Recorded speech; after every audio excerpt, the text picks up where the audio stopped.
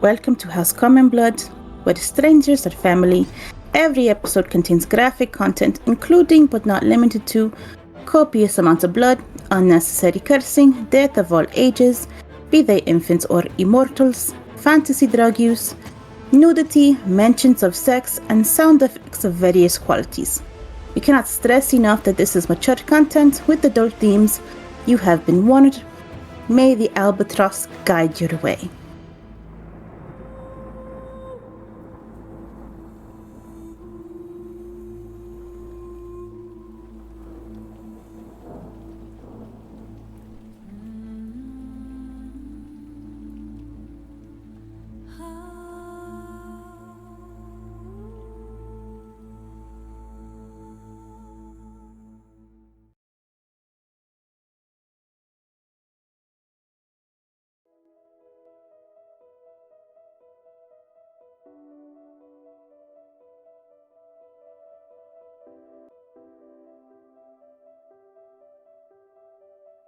All right.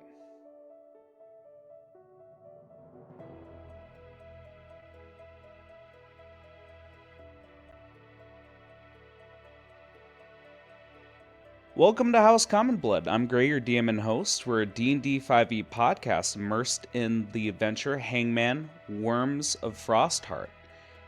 Join our party of former prisoners, once covert operatives for Giuliano's government, as they face sentient calamities led by the Rebirth Bastion, a Genasi army threatening to destroy the world. Recently, our misfit group confronted an emotional vampire in Sheum, a town made of a thinking slime mimic, a sentient calamity. After a fierce battle and defeating the vampire, they face consequences, like a curse from a hag. Now free from imprisonment, the party journeys on, even delivering cookies to a hag. However, a party member is cursed to kill a living seal, leading them to a dungeon with a Tarask burial site. Breaking the curse involved an unusual pact, transplanting an elder brain into Tarask's skeleton.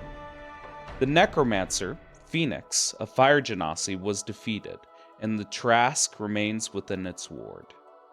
Venturing south to ruins with the dormant teleportation circle, they discover a world map with 4 sets of 2 glowing symbols. Their next target is a lieutenant or a general from Rebirth Bastion. That's a recap. Rather simple, don't you think? I'm joined here today by our players, Mega. Hello, I am Mega, and I play Eddie, the Otter Triton Boy Bastard class. I also play Eddie, and if you hear any other character names with a similar name, I'm probably playing them too. Along with Nita. Hello, I am Nita. I play Alia Oblak, the human cleric sorcerer. As well as Rakuzen. Hello everybody, I'm Rakuzen. I play Mavet Soha Fidash, the monk wooden golem spore druid who helps keep the party together through thick and thin. As well as Moo. Hello! I play Seer, the fire genasi the world very much hates all the time. That is an alchemist artificer. And they have a little pet named Rascal too. Absolutely. So, just to fill everyone in, this is going to be our third little season here, our next leg in the journey for this campaign. And where we left off is the entire party within these dilapidated ruins. And set before them is 7 thrones with carved ruins underneath all of each of the chairs, as well as a world map etched onto a wall with 4 sets of 2 symbols. The party has decided to pursue one of these symbols, which trace them to Lacus. That would be the ocean to the north and the ocean to the south. Now, where we're going to start this little journey here is going to be a little strange and peculiar. But what I would like to do is kind of get into the zone here.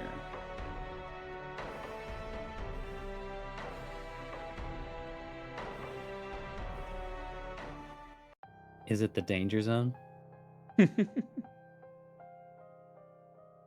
You're here. All right. So let's kind of imagine a silent montage here. The entire party talking with a familiar Kenku, a woodpecker-looking birdman. And as we see talks going back and forth with wide gestures with the hands and wings, I kind of want to imagine we start off with each one of the party members sitting down on one of these chairs, one of these thrones. And as the camera swivels from a visage of the necromancer Phoenix, we linger onto an otter.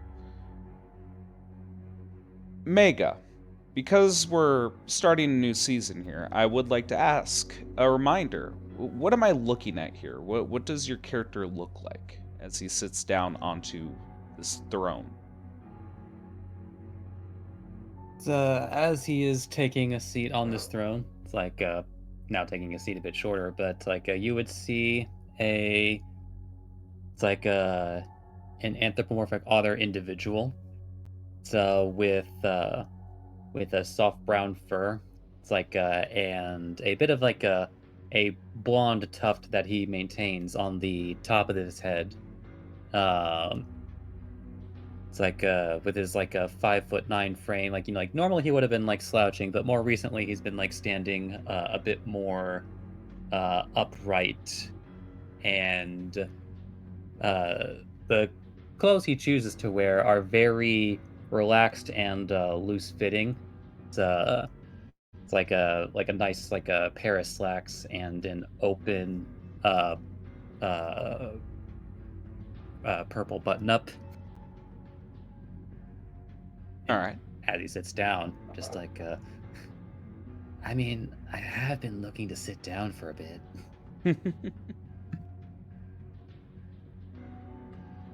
And the camera follows the woodpecker as we come across a woman with pink hair by the looks of it.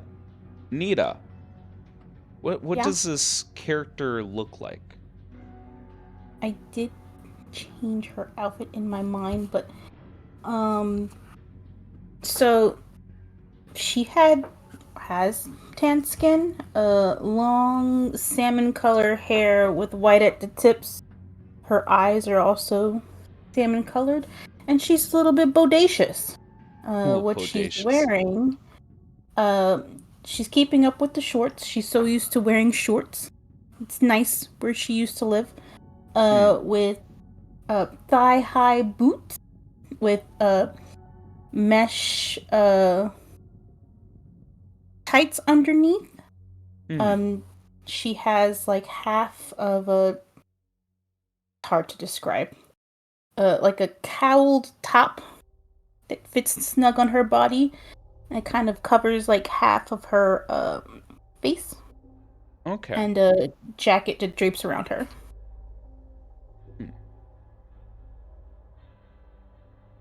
All right. And just as a reminder, what's her name? Oluya. Luya Oblak. The camera does a quick pivot from Aluya, directly 180, and towards the other side of Peckins, this woodpecker person, we see a woman on fire sitting on one of the thrones. And I need to ask, Moo, what does this character look like?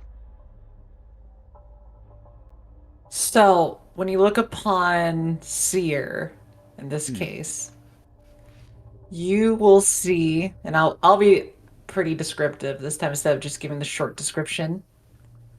Let me full. I have my big notes. I love pulling them out.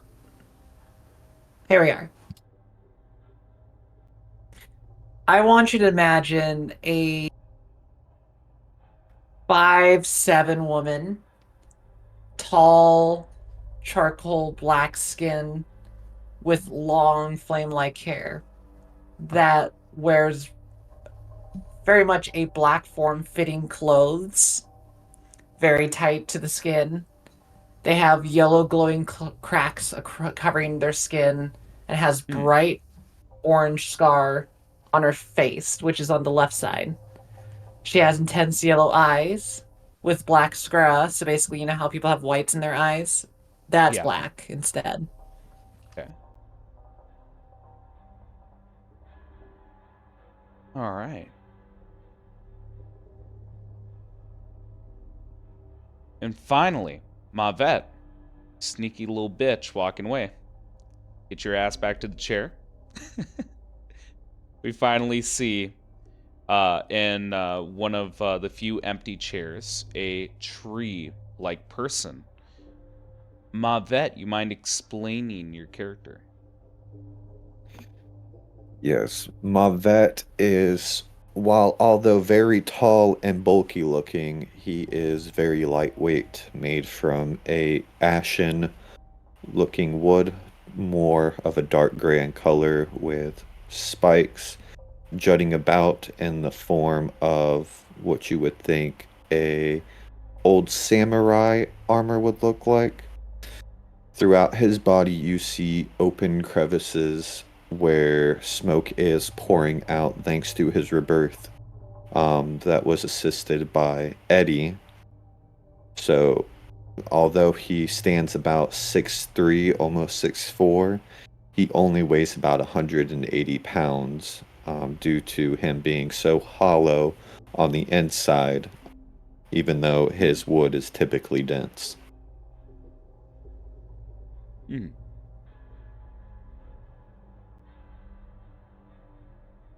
Yes, as you all sit down on these thrones, we see Peckins moving his head back and forth, kind of like the same bob that you'd see from a rooster. As he goes to the back wall, we see within the white marble clockwork insides, and we see the feather grazing past this world map and hovering over one of the ruins. And as he hovers one of his feathers over it, we see a reactive blue spark. It has a very magical quality to it, as it looks like he expended a spell slot. And as he does, we see the ruins begin to light up and glow underneath all of you. These ruins seem very archaic, very old. In fact, yeah, I would say Seer, as you look at the ruins, they seem to be the predecessor alphabet language to what giants speak and write. Uh, and as these ruins glow up, we see the sparks covering all of your bodies, beginning to eat away at you until you are nothing, and the thrones appear empty, if not just for a moment. And as you all disappear, I'm gonna see who I'm gonna focus on first here. Well, that was an early TPK, but Yeah, it's nice playing with you guys.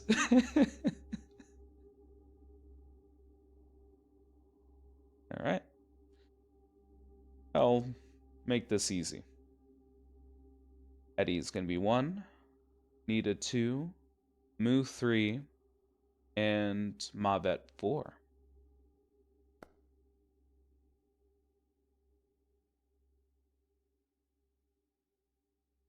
All right. Let's switch up the scene a little bit here.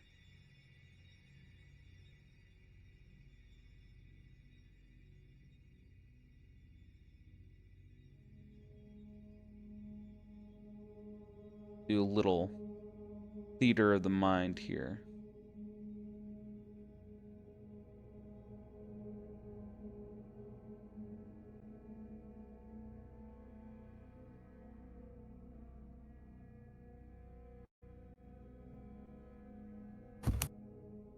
All right.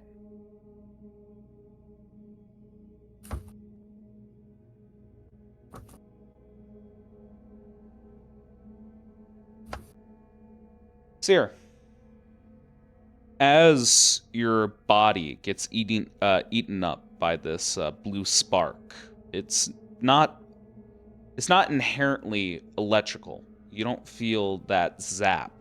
You do feel strange though, as it eats at your fingertips, moves up your forearm, and just leaves nothing in its wake as it just consumes you.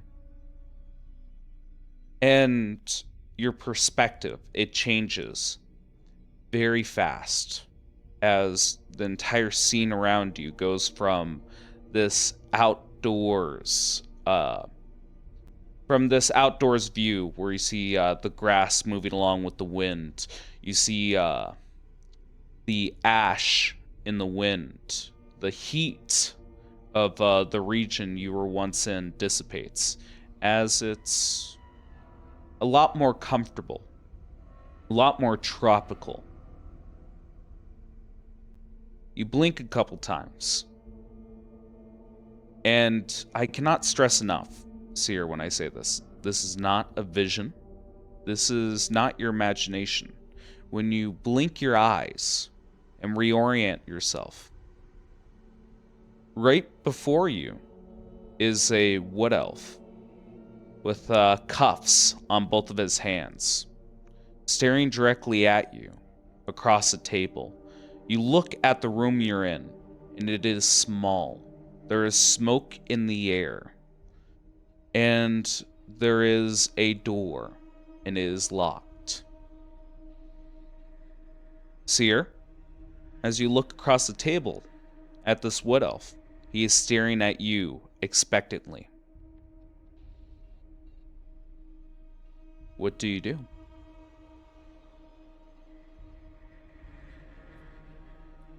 I assume that I'm no longer where I am now, looking to this wood elf.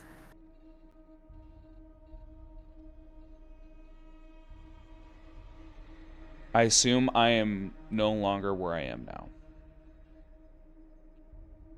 The wood elf quirks an eyebrow and just goes, "What kind of tactic are you trying this time, Eric?"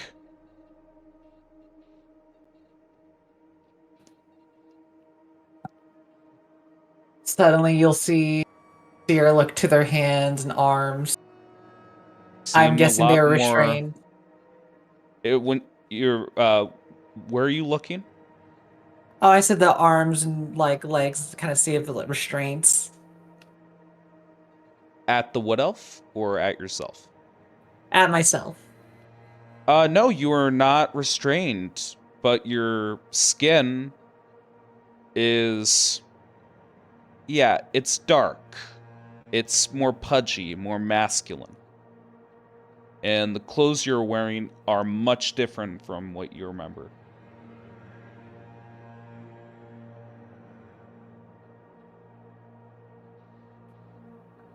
I'll Hey, look to the. Oh, go your ahead. voice changed a bit, Eric. It didn't sound like that a couple seconds ago.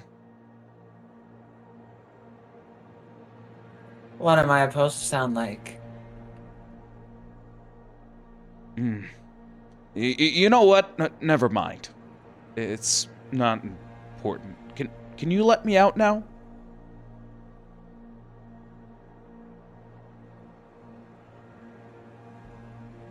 After you retell me what we already talked about one more time. You really want me to go over it again? I mean, if you want to leave. For God's sake, Eric. I've gotten out of the game. I'm done. I shouldn't be a suspect. All right? You're treating me like shit. I've been here for hours. Just let me go home. Simple request for a simple task, yes. Eric, you're busting my balls here. And I'm gonna keep busting them till you do what I ask. Okay. For the last time, I didn't do anything. And he puts his hands up in the air and does air quotes. My people haven't done anything. I don't know what the hell is going on with you. And he motions his hand towards you. But I'm going to be very frank with you, Eric. Them, he's pointing to, like, a corner of the room. They're a very, very...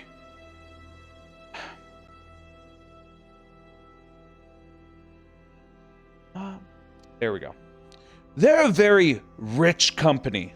And people like me can't really do much to people like them. All right? I'm not sure what you think we were doing with that magical equipment, but whatever we could have done isn't as bad as it is right now, okay? We did not fuck anything up, we didn't tamper with anything, and we sure as hell didn't fuck with the exports.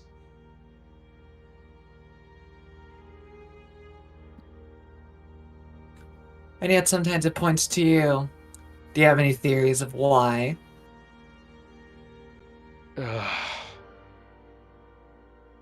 Look, I don't have any suspects, all right? And I sure as hell ain't gonna throw my own people underneath the bus. You see him tracing, like, his ear. I mean, first off, what's a bus? But two, ultimately, I gotta have a name. That's just how it is gonna be. Mainly You're right. because It's a colloquial saying. I meant to say throw underneath the carriage because there's no buses. Yet. Yet. I'm working on it. You should see some of the stuff I got in my workshop. Okay, I'm sorry I cut you off. What the hell were you saying there, Moo? all I just asked is like, I need a name though, because I'm not asking you to throw someone to Eric, be I sacrificed. ain't got no fucking names. You keep asking for a name. That's all I've been doing here is trying to give you a name, and I ain't got one. Hey, oh, buddy boy. Hey, I'm talking over here.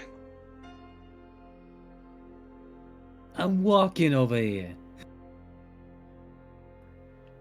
Seer will kind of continue like in this weird situation of being like, I'm in this awkward spot of like, I don't know what I'm in, nor do I know the context. So I gotta dig deeper in their mind. Because if they somehow have access to something, they're gonna be like, then let's start simple then. Can't throw people. Let's pick, let's say, an area of some sort. You already mentioned that shipments and other things are disappearing and all these other things. Mhm. Where does it happen the most commonly? It's mainly because if that happens, it's kind of the situation where we need to figure out where, and then we can narrow down the path. Eric, calm the hell down. Look, from what you've been telling me, the issue is Frostheart. All right, There is nothing my tribe could have done to mess with the shipment that has already been shipped. All right? It already went on that boat. It already went up north. And it already got to the Sea Elves. There is nothing we could have done to fuck with that shipment.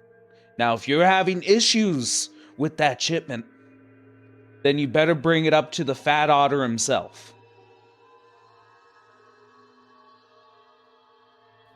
I'm so bad with names. What's the Fat Otter's name again? What the f... And he just knits his brow. Come on, Eric. You being serious with me? I'm playing. We've been here for way too long. I can't be You're exactly... losing your fucking mind if you forgot who James was. I couldn't forget that. But I'm just saying it's just because, well, when I'm trying to find answers from you, I'm trying to find out details, so I'm trying to see if I can make you slip. Because I don't want to deal with a liar. Yeah, In fact, you can call me whatever you want. Really good method telling me how you're intending to break me here. Tell me about your tactics. I like this. I like this side of you, Eric. I might as well be honest. The first time you've been honest with me. Then, are there any, like, documents about in, like, the room or anything like that? No. It doesn't appear that there's any documents on the table itself. At most, I would say there is perhaps an item or two that you're not familiar with that's on the table itself. But no... But nothing that would identify the situation more, unless you do check. Actually, let me offer you check here. Huzzah! Yeah, huzzah, digging. Woo! Okay. I'm going to offer you a roll seer. Alright, let's see it. It is going to be an Arcana check. Oh. Alright, let's see if I grab it, because suddenly the virtual tabletop went dumb. Mm-hmm. Alright, now I'm back. Okay, say that one more time. It's going to be an Arcana check. And Alright, I I'm should ready. have sent you the roll. I'll send it one more time just in case.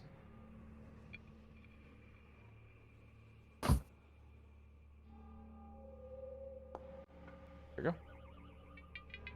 Do you do anything with that? Or do you prefer 17? I'll flash a genius to make it a +6, so 23. Okay, 23. So here's the thing.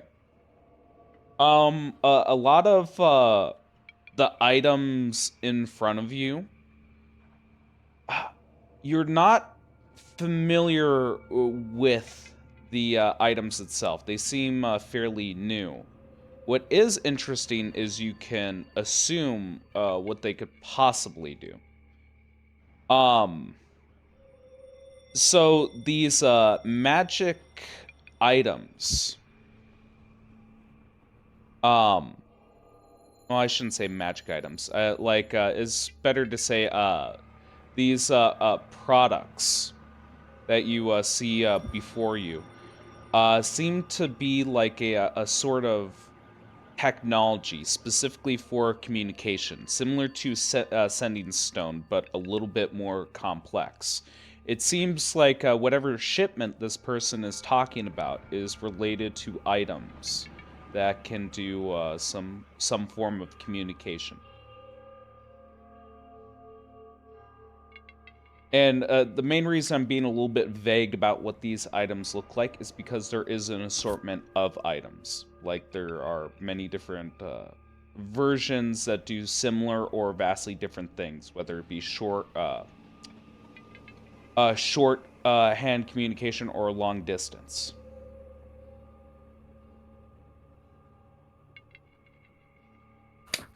Dang. So basically, if I play with them, I can figure out what's on them a little bit then, like, who's on the other side. Well, that's the thing. If you want to play with it a little bit, you just get static. And I think that might be, you might guess that might be the reason that this situation is unfolding, is that it's not working. And it looks like the blame is being casted on this individual who might know more about it.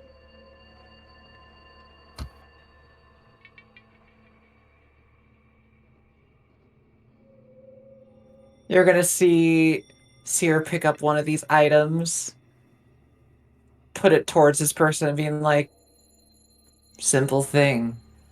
Say your name in there. And tell me what you hear when you hear back. Being serious, Eric? I'm making a point. Takes a very wide breath, and I think he might even just say something along the lines of, "Looks, if I do this for you, can I please go home? My After my you do pillow's this, getting cold." after this last request and then one more question, you are free to leave. Breaking my balls, man. And Do Would you you rather love me a ask two muffin more man? questions and then break them further? he grabs the item, brings it close to his mouth, and goes, "Haldir Thistlethorn. Is something supposed to happen here?" No, that's the point. Usually, you would get a response back. We know this, Eric. We've been talking about it for hours. Oh, I'm aware. And the thing is, the longer the silent goes, the more people are going to ask more questions, which means you're going to be battered even more later. Maybe not by me, maybe by someone else. You know, It's the Eric. point of. You know, I've had a problem with you for a while now, and you just see him like bringing up a little bit of a rolled up cigarette, a little bit of blue tobacco there, and he begins to just light something in his hand until we see a cherry form. Takes in a deep breath. You know what your problem is? You got too much time to pick on the little man. You ain't got a wife or a husband to keep you fucking busy. You lonely fuck. And he blows smoke in your face. You see, people like me, we actually have to work for a living, and I have a family to support.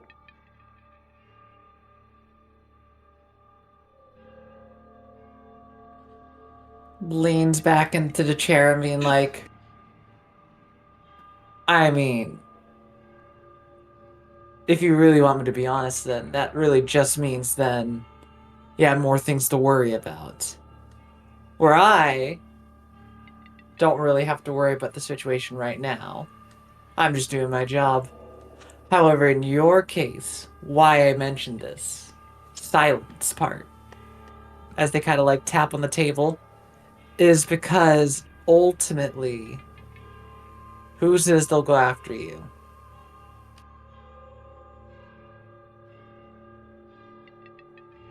Takes a drag off his little rolled up blue tobacco cigarette.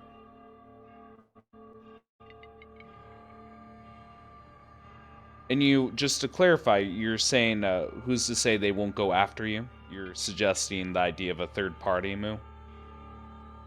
I'm suggesting a third party, and I'm also suggesting that they might not go after him, they might go after people he knows Insight personally. check.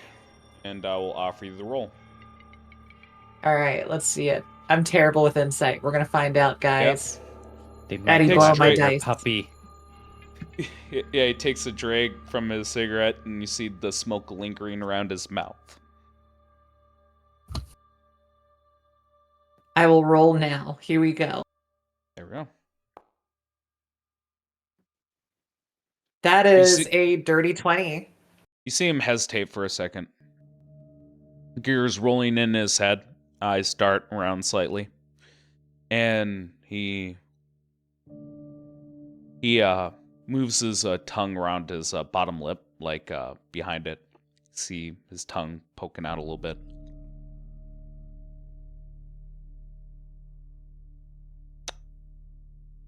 You know, Eric, I have a feeling that if there is a perpetrator here, a group, or even an individual, regardless if they come after me, if they don't come after me, I have a feeling, and he smokes a bit more. Deep breath. That you will come after my family too.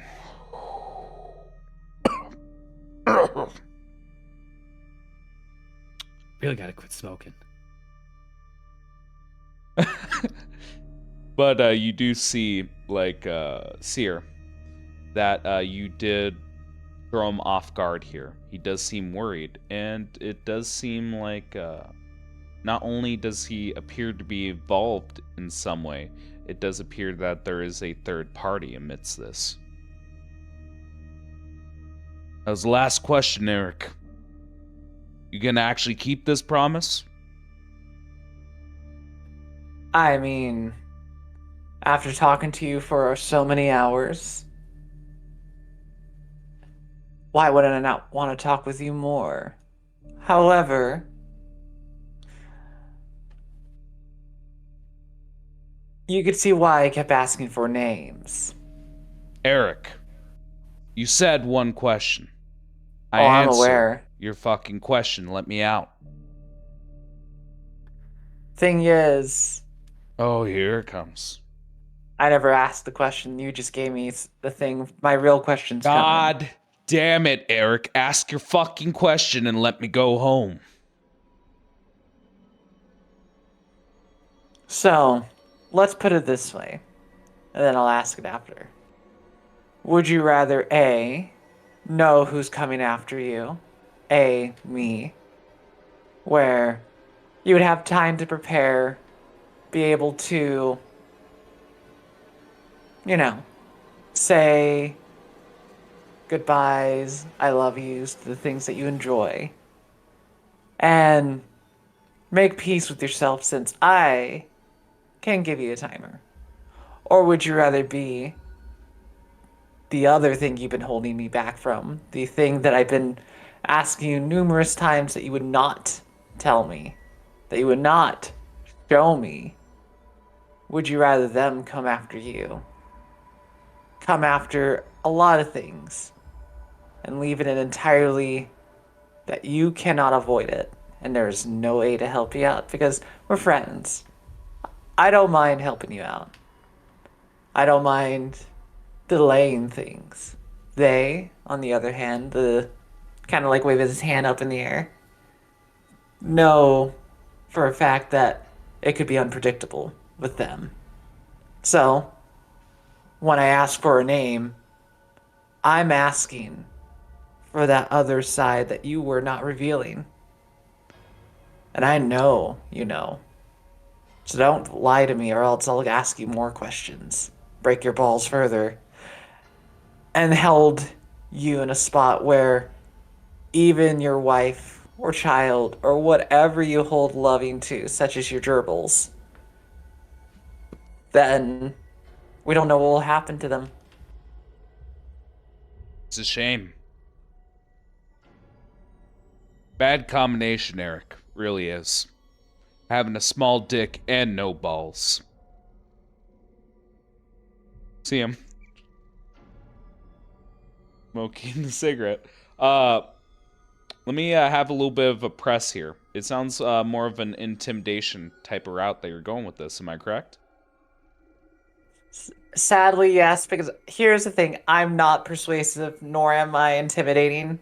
So I might as well go the route where it's like, if he's being interrogated, for information that is vital to a company, and wanting to know who the third person is, it's kind of like this very much situation of like, they're not going to be nice after that because the big thing too is that he's been holding this information back, and he just got caught Hmm. by this person. So that logically, this person would start putting the irons on him. I will allow. Intelligence being the ability score that intimidation's coming from here. Switch it up. All right, and I'll offer you the roll here. Intimidation. All right, let's see if I get a good one. All right. 4 Oh, is that plus no, it'd be intelligence? 5. Yeah, it'd be 5 plus 6, which would be 11. Let's see, 5 plus 6. I'm just making sure because I got a Yep. 6, and then I'm a flash of genius for a 17. 17.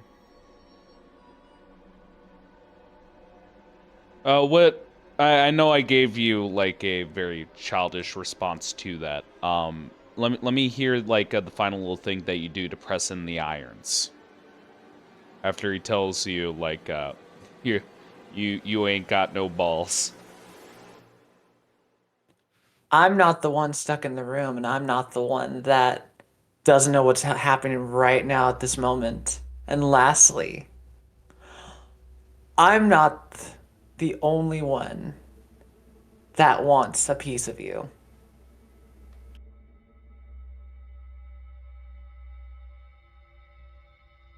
I'm just the nice one where I let you walk and I give you a 5-minute head start versus the others where you step out that door and I have no clue what can happen to you.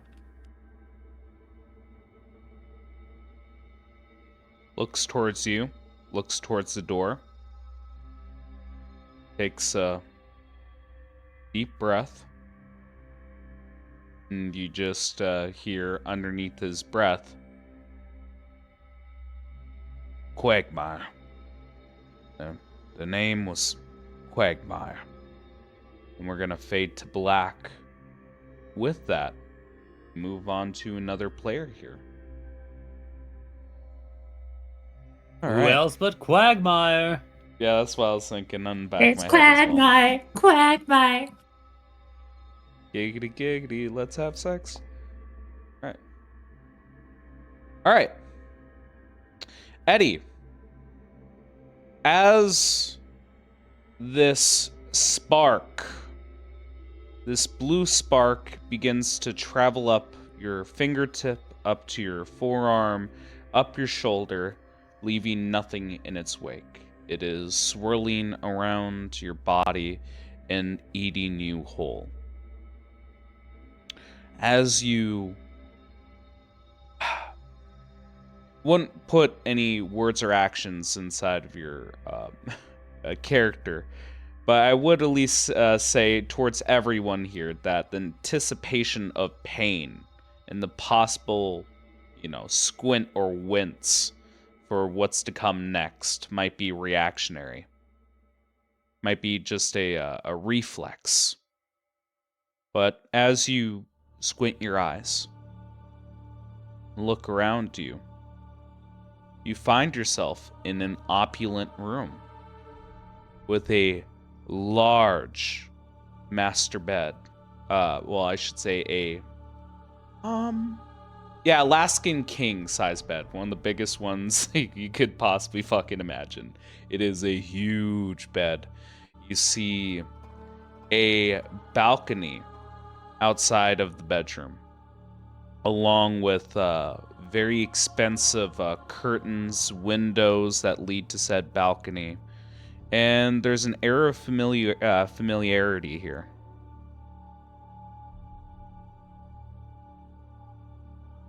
As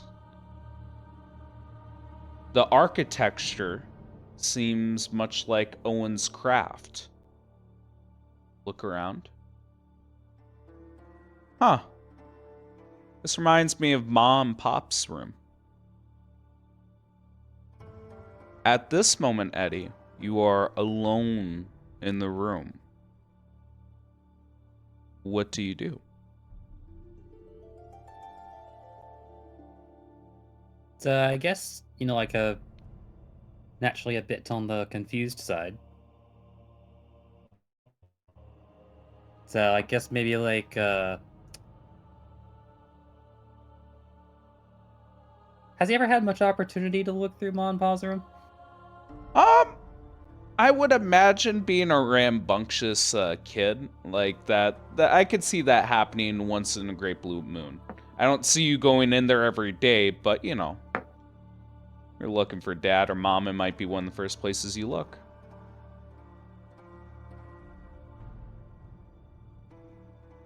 Does it look to be daytime or nighttime?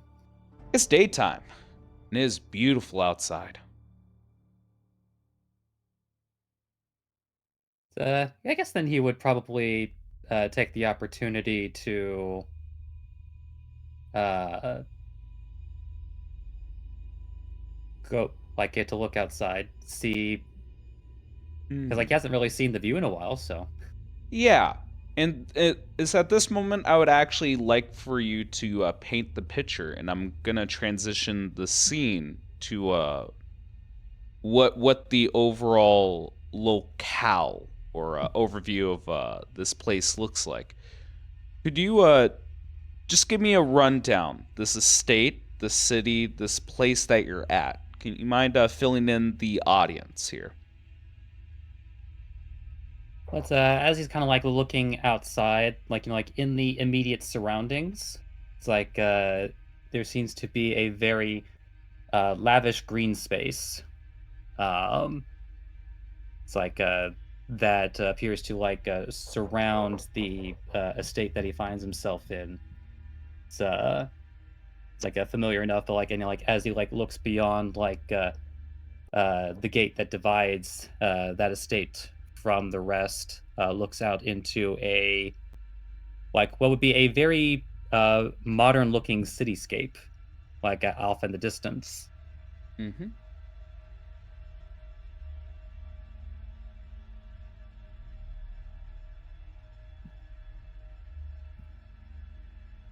It's Please. various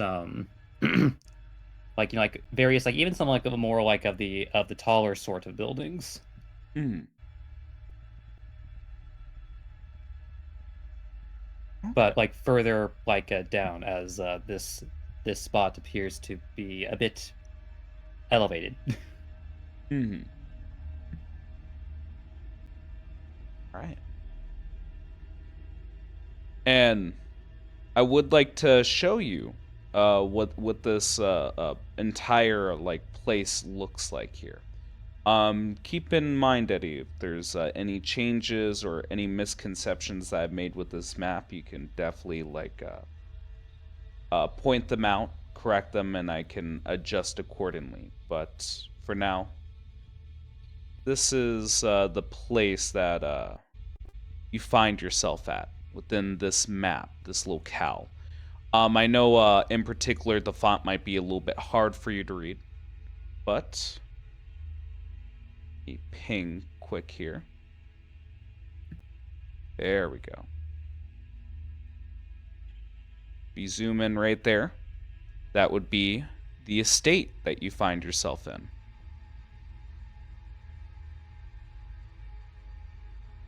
Let's start putting people on the map here, just to make sure no one's seeing a black screen or anything wonky, right? None. Some possum. No. That's what I like to hear. Mm-hmm. Size a little bit.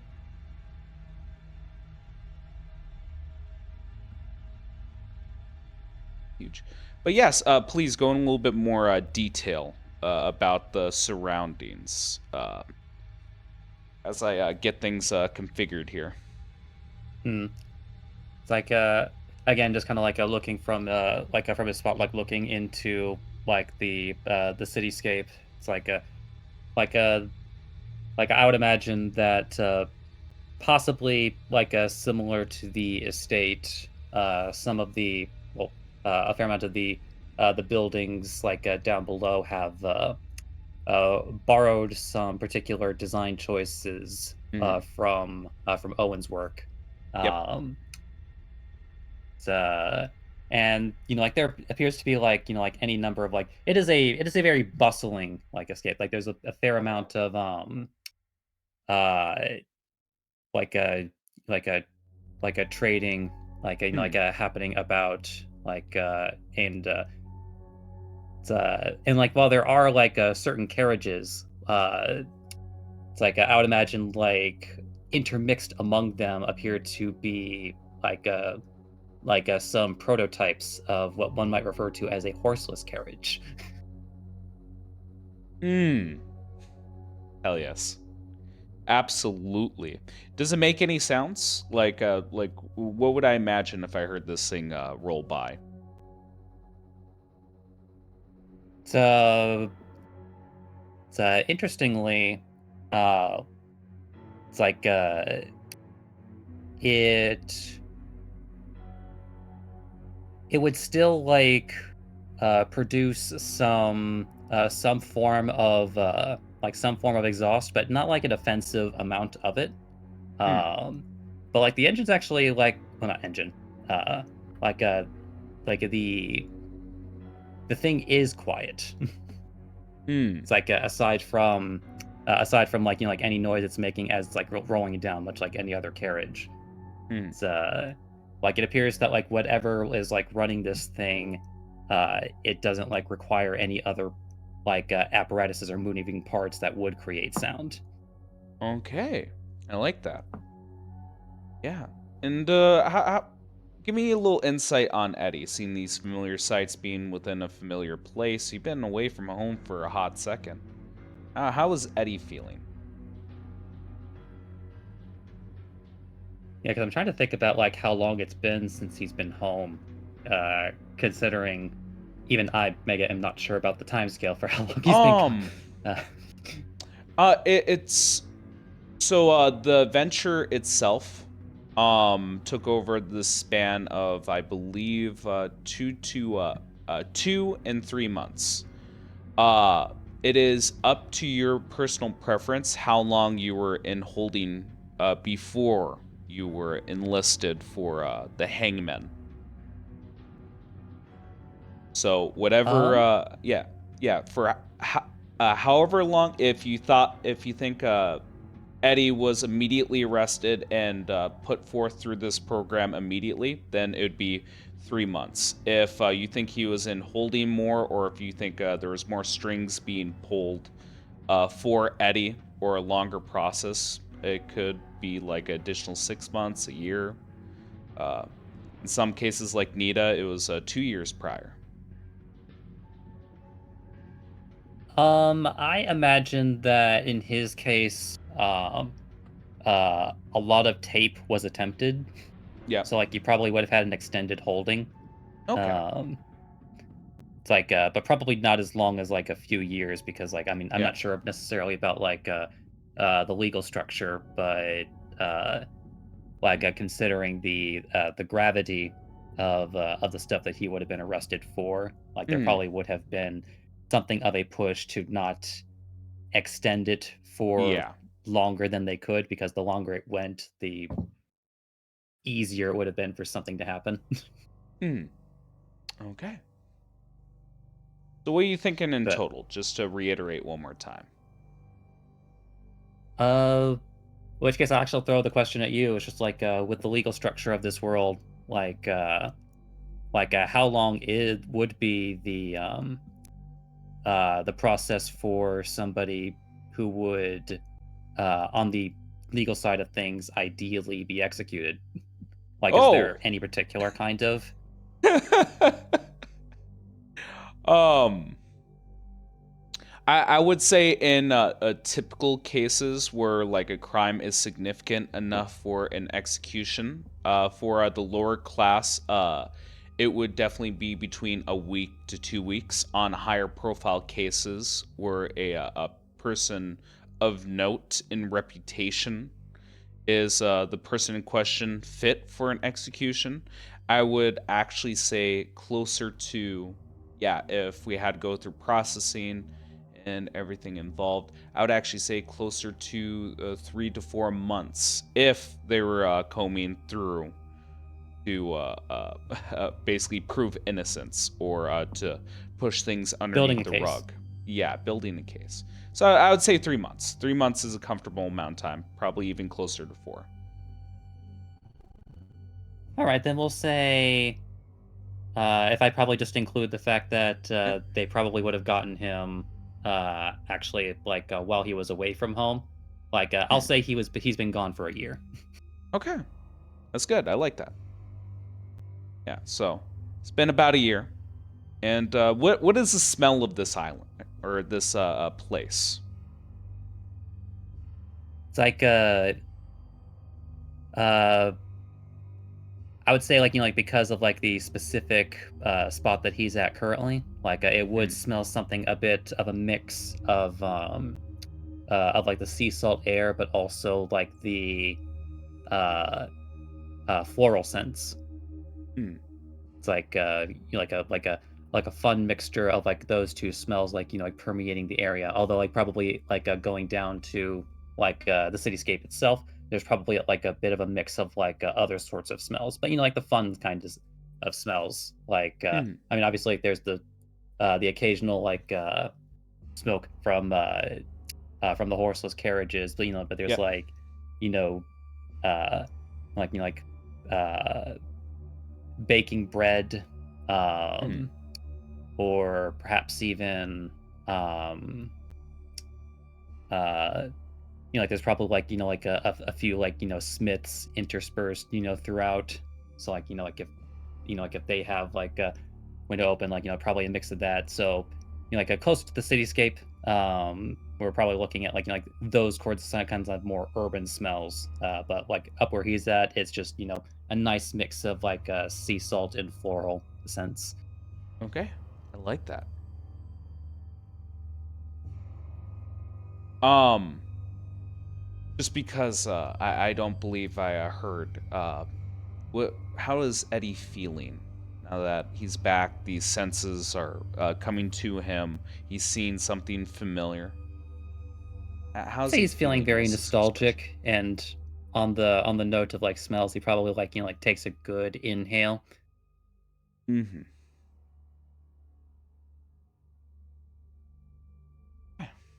It's, and probably because he's used to doing it this way, he would probably try to see if he can reach for his pen and like and give that like a nicest thing as well. Yeah, you reach for the pen and you absolutely have it. It's just your hand seems a lot more feminine than what you remember. It does still look like an otter, though.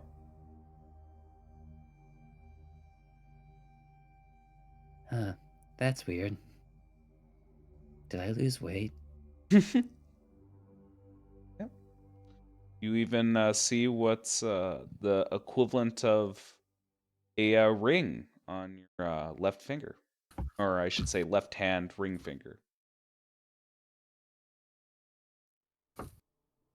I don't remember putting this on. Yeah. Do you interact with it? It's yeah, like looking at it curiously, just like reaching over and kind of like like turning it about. Yeah, you attempt to interact with it, and as you do, your hand phases through it. What? I didn't even smoke yet.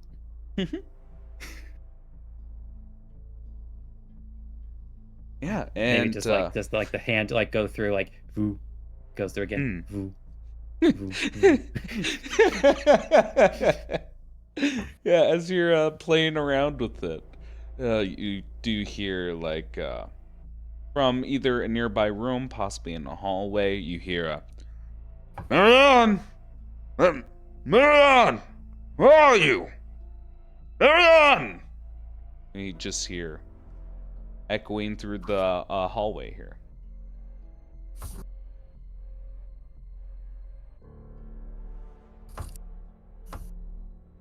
It's like looking over in like that direction. Just Yep. like it's just like oh. It's like he kind of like starts like making his way like in the direction of the voice, because like it's presumably a familiar voice. It's just like Yep. it's like finally I can talk to someone. Just out of curiosity, I know you mentioned your posture before. Are you still slouching as you walk? No, he's standing up straight. Okay. Yeah, as you go out, you do see what appears to be an obese otter. Let me show you a picture of this man.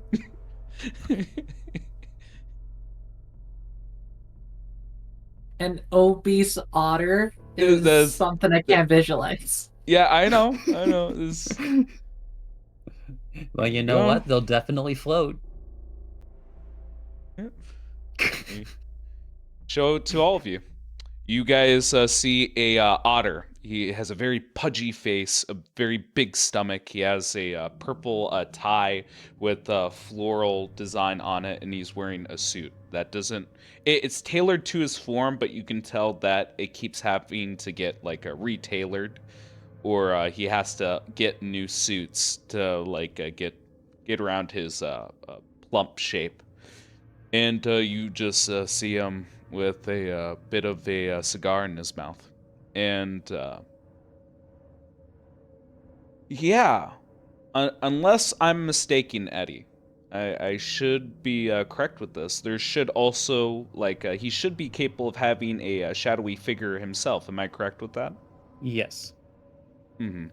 Yeah, and yeah, I'm gonna say, like, following Eddie's call, this shadowy figure of smoke looks a lot like the plump man himself. But what's funny is when you open the door, Eddie, and see this otter in the hallway, you see him opening up a door, a shadowy form appearing in front of another door in the hallway. Then once the fat otter looks around, is dissatisfied, he disappears from his original location, goes to the other door because he's too good to walk, opens another door, and repeats the process of pooping door to door to door to door. Like, Marianne! Marianne! Where are you? And eventually, like, his eyes are squinting. And what's funny is, with how he squints his eyes and how aware he is of his surroundings, he actually does not see you open the door and keeps checking doors, progressively making his way to the master bedroom. Hey, Pops, what's up?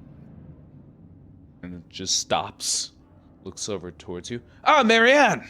And he does a little bit of a waddle over and opens his arms in for a hug.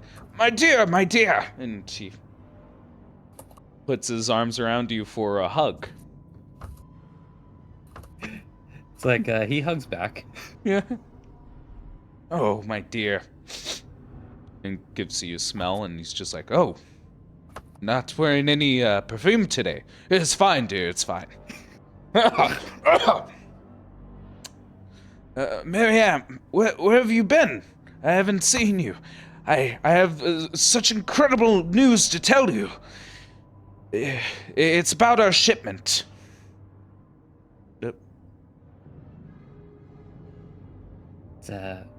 Was it like a good shipment?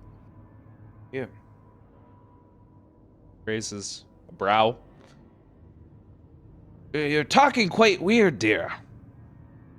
What's happening? You have a cold. No, I think I'm pretty. And I can like I think it's probably in this moment where he's like starting to like actually put the pieces together. It's like, oh, this is trippy.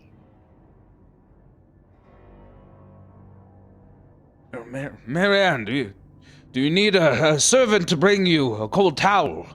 Perhaps something. And he puts his little furred paw against your forehead and just goes, You're not burning up.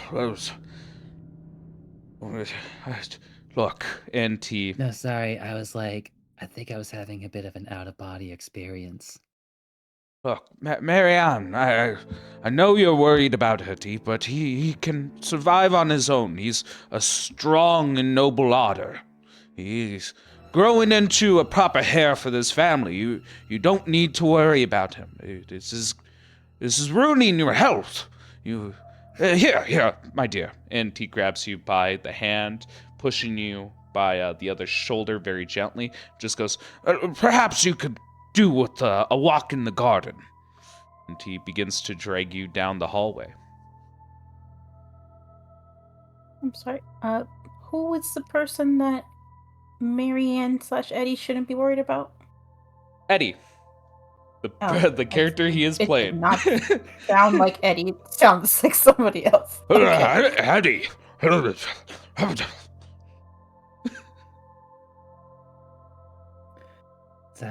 A walk through the park does sound nice. Or garden. I know what words are. Yeah, it's fine. I know what words are as well. I'm a proper smith of words, I say. Yes. You know what? I do remember reading your poetry. And once you get to the stairs, he immediately teleports down to like the midsection of the flight of stairs. You know what I'm talking about? Uh-huh. Yep.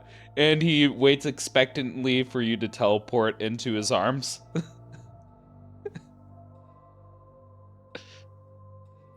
Oh.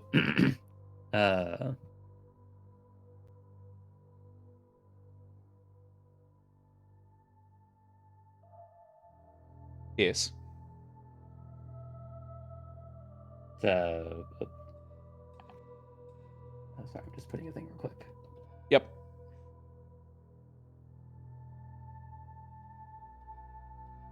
Can't imagine this is actually like happening in character where there's a pause.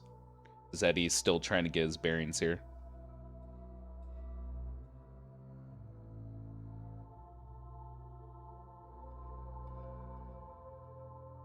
Sure, I'll look at it. Okay. Yes. Thank you for that reminder.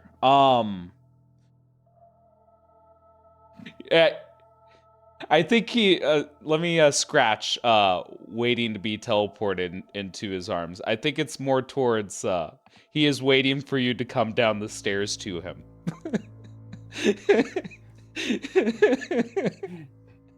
Yeah, just like in Eddie having like a bit more of a getting a firmer grasp of the weird situation he's in. It's like Berlins is like, I do have to walk, don't I?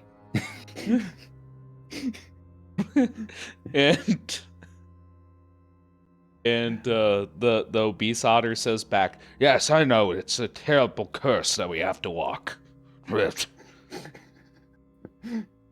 So like it starts meeting him at like midway through the stairs, and I'm just assuming that he immediately teleports to the bottom half.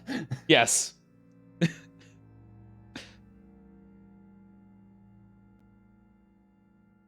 Yeah. And this keeps going along, and it does take an actual while to reach the garden, like 5 minutes of walking, perhaps 10. As you both of you make your way to the garden, it would be the center. I'm trying to think of the proper term within like an estate for the center portion of a manor that's open. Would it be a courtyard? Oh yeah, it'd be a very nice courtyard. Yeah. Like, I mean, like they have like a full estate. Yeah. I'm trying to think if that's the proper word. If that's the case, then yes, within this courtyard, we see like a very, very nice garden. And I would even go so far as to say as like we could probably even still see like remnants of Eddie's care from yeah, I would say the beginning of this season, which is reaching its end. I want to imagine maybe couple mushrooms here and there, a lot of beautiful flowers. They seem to be somewhat alive and sentient, but not hostile or mean. Definitely not like the Venus flytraps that you've seen.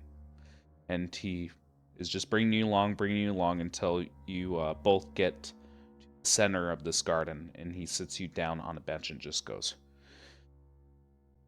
Ariane, are you doing all right, my dear? And he feeling you about, like touching your shoulders, your arms, just like trying to get a grasp on you. Yeah, I'm feeling okay. You were saying something about the shipment? Oh, yes, dear. I know. I just want to help you with your sleep. No need to worry. I have some of the best minds on this island trying to take care of that bad shipment. Trying to figure out what the roots of that shipment was. We can't have that adding any more of a smudge onto our name. I just want to let you know that we will be fine. We won't have to downclass. We won't be losing any money. Not at all. Perish the thought.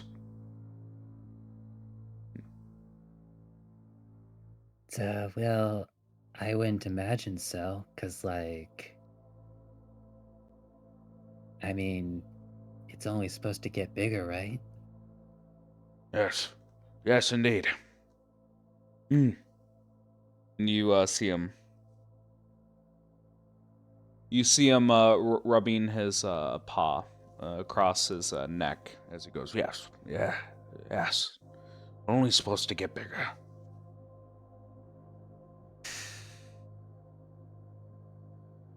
So, like, what have they found out about the bad shipment? I, I should be getting news. On this very evening, they have a man in holding at the moment that's being questioned, and hopefully he can give us a bit more information on what exactly happened. Yeah, it's just I keep trying to call those damn elves, and something is wrong. I just can't get a connection over there. Ugh. It's frustrating, my dear. It's frustrating. And you see him rubbing his temples. Something is happening with the elves? Yes. Up north. The damn sea elves. They're quite busy with that war they're playing in. But thankfully, it's been fairly lucrative for us. Yes, it's just to help with expanding the network and giving them this and that and bobs and bibbits and what have you. You just see him getting lost in his own words. But essentially, from what you can tell, is your family might be giving a form of equipment or supplies to a nation, a close-by nation. Yes, I'm hoping we can iron out this issue. It's bad for profit to have any hiccups. And you see him grabbing out a handkerchief and touching his matted fur.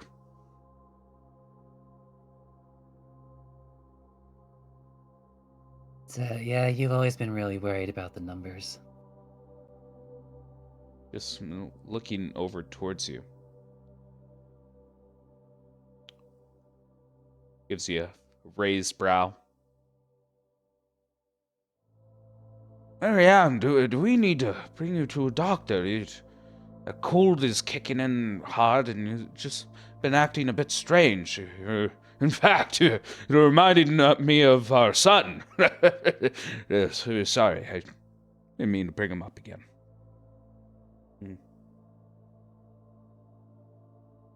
I mean, I have it on pretty good authority. He's fine. Well, that's quite bold of you. You've been worried day and night, and now you seem a bit more confident, actually. What came over you? Let's Let's just say it's been a very enlightening few days. Come here, my dear. And he gives you like a little bit of a nice hug. It's okay. We'll make it through this. You always had the best hugs. You see him blush. And I kind of want to imagine we transition as we fade to black from the scene. All right. Recusant. Nita. Odds or evens? Odds. Gotcha. It's like she seems so desperate. Odds it is. Odds. Odds! It is odds. Just to clarify, what in your favor to go or against your favor? I should have probably asked here. What's your generic whatever feeling? will do to get You this know what? attention off of me. Just move through with this. Move through this. All right. Get this attention off of me. Okay. Double checking. Okay, you ready? Leah, this one's actually going to be, I know these are all a little weird. Yours in particular is going to be a little weird. Gee, thanks. Okay, just out of curiosity, Mega. Would this a place that we find ourselves in, specifically the city itself? You said there's a lot of tall buildings. What would be the tallest building? The tallest building, I would actually imagine to be the designated trade center. Okay, designated trade center. Give me a little bit of an idea of what happens here besides what I think it says on the tin. Would this be the equivalent of a bazaar hosted in a building, or is this more professional? It is a multi-purpose building that, in addition to like local commerce, it's also like very heavily invested in some of the other like commercial goings on between this island and the rest of the world. Mm. So it's like a trade hub and also arguably a transportation hub as well. Okay, beautiful. Yeah. How tall is that building?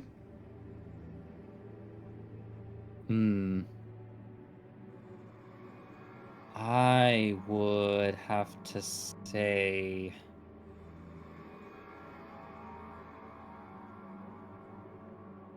that's hard to judge, actually. It's like it would be tall, but I think also due to the nature, I think it would also have to be wide. So as a result, like couldn't be too tall. Maybe.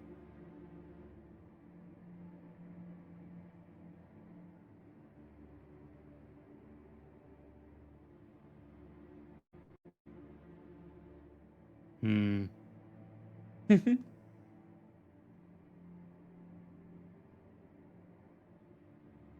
don't know, maybe somewhere in the ballpark of like 15 plus stories, perhaps. Okay, 15 plus stories. Holy shit. Let me get the footage on that.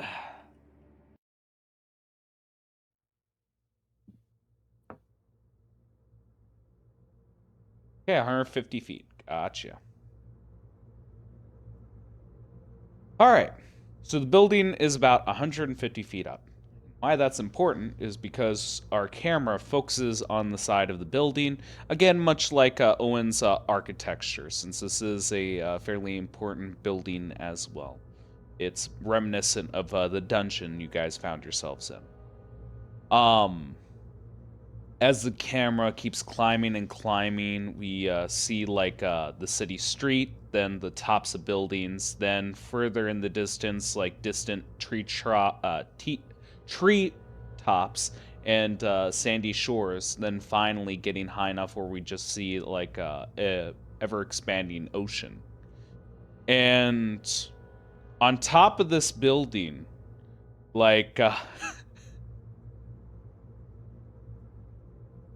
I would say like on a, I wouldn't say a windowsill, but a little bit down from the top of this building onto a ledge, we see Aluya with the air going through your hair. And as you look down, Aluya, you kind of get that Mobius effect, that disorientation of like the ground coming up to you very fast, then going back down from the whiplash of going from sitting in a chair to a modern city here. As you stand up, you're in a uncomfortable position where your hand is holding off to like a little bar to the side, and your position is like you're ready to jump. As you look down, you do see a crowd of people. One constable in particular, holding something against his mouth, amplifying his voice as he says, "Don't do it, son! You have a lot to live for!"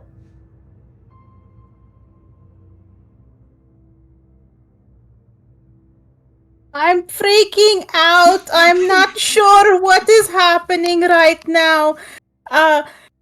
Could someone catch me? No. No. No, please, don't jump! Don't jump! I am in a predicament and I'm not sure what to do, but it doesn't seem good. So if someone could help me, that would be great. We have men on their way. Please secure your position.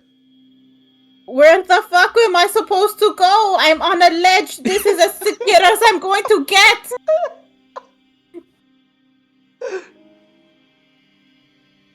Sir, I'm going to need you to keep calm and listen to my instructions. Well, I know I'm pretty high up, but don't call me sir. I guess you won't be able to see his expression, but there is a notable silence. Excuse me? Your silence makes things really uneasy. Just, and he seems to hesitate for a moment and says, ma'am, just hold on to your position and don't do anything drastic. We can talk. I'm talking right now, but listen, if your people can move faster to get me off of this ledge, much appreciated. Sir, ma'am, we have men coming up there right now. You just need to be patient. It's 150 feet up. I mean, he looks like he just did a little flub up. It's not that high up. You need to calm down, hold on to something, and please, for all that is holy, do not jump. And the wind... Why would I jump? As you scream that, the wind is whipping around you. And again, Aluya, I'm not sure if you've been like high up in unexposed air, but like when you don't have anything to buffet the wind, like trees or buildings and what have you, the wind is extremely fucking strong. And in this case, being on one of the tallest buildings, like that wind wants to blow you off, even though downward, it looks nothing more like a breeze. To you, it is just whipping hard, trying to blow you off of the ledge. In fact, you actually see like a seagull coming up to you, going, "Mer," and almost looking like it wants to peck at your hand. Oh, shoo! Nothing here for you. Oh, he always guide me. Get this bird away. Somebody come and help me, please. Roll me 1d100.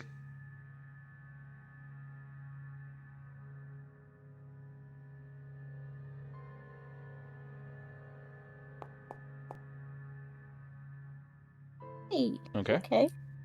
Yeah. Oh, your god doesn't come to save you, but as it pecks your hand, it immediately dies and fries. Oh, that's what you get, you little shit! Yeah, you just hear it go, and it begins to fall and hits the ground. And again, the person in charge of talking to you stares at the ground with open confusion, just going, "Did that bird just fry?" Just looking down at it, looking back up at you, Not looking what down you at it. should be worried about. Like, maybe you come up here too and get me down. Ma'am, I'm just trying to keep you calm. We have people on their way. Please, just keep talking with me. Out because I'm on a ledge. What's the issue here? I don't know how I got here. And you see him talking to a person on the side, and again, the mic is still alive, and you hear something along the lines of, Can't hear you, speak up!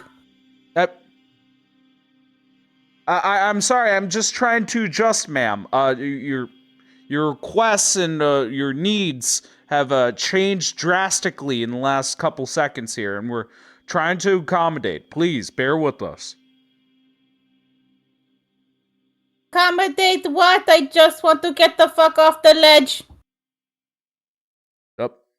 Well, first of all, ma'am, this was it appeared that you were trying to make a point to do a bit of a protest against the Hayes family in town, threatening to kill yourself. No, the fuck I would not. Hey, I know that name. Oh, is that Eddie? No. Yes? But still, I would not be up here, no. Everyone knows the name, ma'am. Well, you don't have to say it like that, okay? I apologize. But, I think he might even say. But what we're trying to adjust from is you. Not only did you excuse me, what is your name, ma'am? Well, what does that matter? I just need to get off. Just please, this conversation should not be happening. I should be on the ground, not like from jumping, going splat, but like gently being taken down, touching the floor, and being okay. Ma'am, we'll do everything in our power to make sure you get down safely. And you just see him talking more to the side, talking more to the side. Then he just goes. Just to confirm, one thing with you, miss. Hey, Janet, if you must. Okay, that... Janet? Yes, Janet Jackson. Janet Jackson. I love the amount of venom that you put with that. I'm sorry, it's just we were under the impression that your name was Literal Whisperwind. It was just... You Janet? It's just... That's your Literal is a name? It was the one you gave us, ma'am.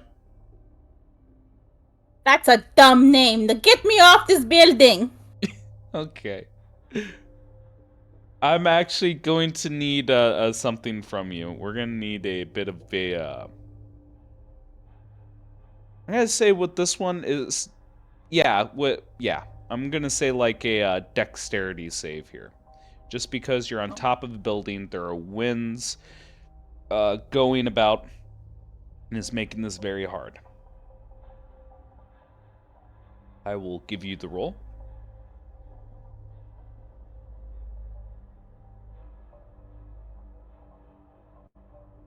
And I want you. I just didn't realize we wandered onto an SNL sketch. Yeah, I know. Yeah, that's how I'm picturing it in my head, too. Alright. Well, thankfully, you keep your footing, you don't slip, and eventually you do see, like,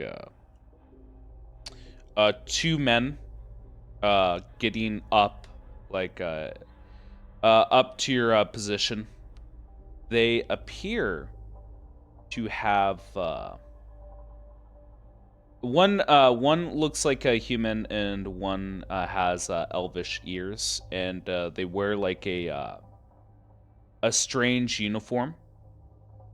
Like imagine like a very dark purple, and each one of them has badges. They start to approach you, and just go, "Sir, are you okay? We're here to help." Don't know. I did not know I was that masculine looking. Just can you grab me? And when you grab me, I just want to say I'm sorry, but grab me quickly. Yes, sir. And both of them reach out their hands to grab you. Do you grab their hands? I'm not gonna grab their hands. I'm gonna grab their arms. Okay. They have told me I'll for have them make 2 saves at disadvantage here. Make sure. It's a 1. That's a 3. All right, and roll me a d12, please.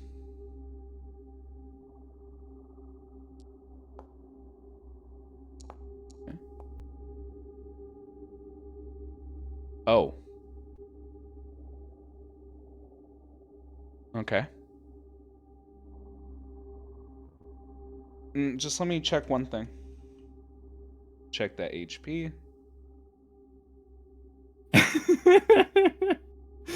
You mind explaining how you knock out both of these guys with the 9 damage? Because they both failed their saves against your touch.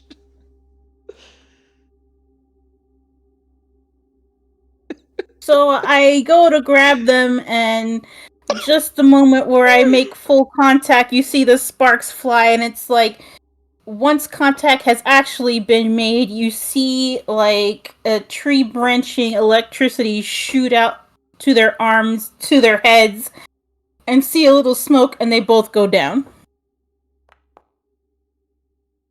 They're knocked out for 4 hours. So, yeah, they're like, don't worry, ma'am, we got you. And you just hear that electricity, that spark, and both of them dropping onto the ground. And I'm actually going to need like a dexterity save from you as well, one more, just because this was a lift intended to pick you up, and the grip, the tension to lift you up immediately went slack. So please give me one more dexterity save. I don't know if I can use it, but I have one more charge on my ring if necessary to pass. Well, Okay. we'll see.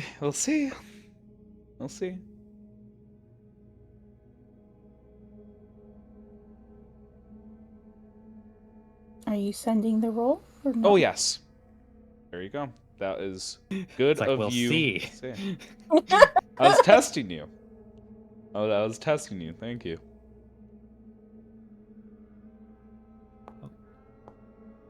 Why do we keep getting tests we didn't study for? Okay. So, just to paint the picture, we see 2 men come up, offer their hands. You grab them by their forearm to try to lift you up. And as they begin to pull on contact, and as you jump up, like they immediately go unconscious and knock out on the roof, letting you go. And as they let you go, you begin to fall, grabbing onto the ledge during your descent. Your hands just holding onto this ledge from 150-foot fall. If you don't want to use that like ring of evasion that you got. Definitely want to use it. I don't feel like being a pancake. Okay, there you go. If that's the case, tell me like how you get back to your initial position. I think with the gauntlets Steer gave me, right? Was a gauntlet? The gauntlets of gauntlets ogre of strength. ogre strength. Yeah. I will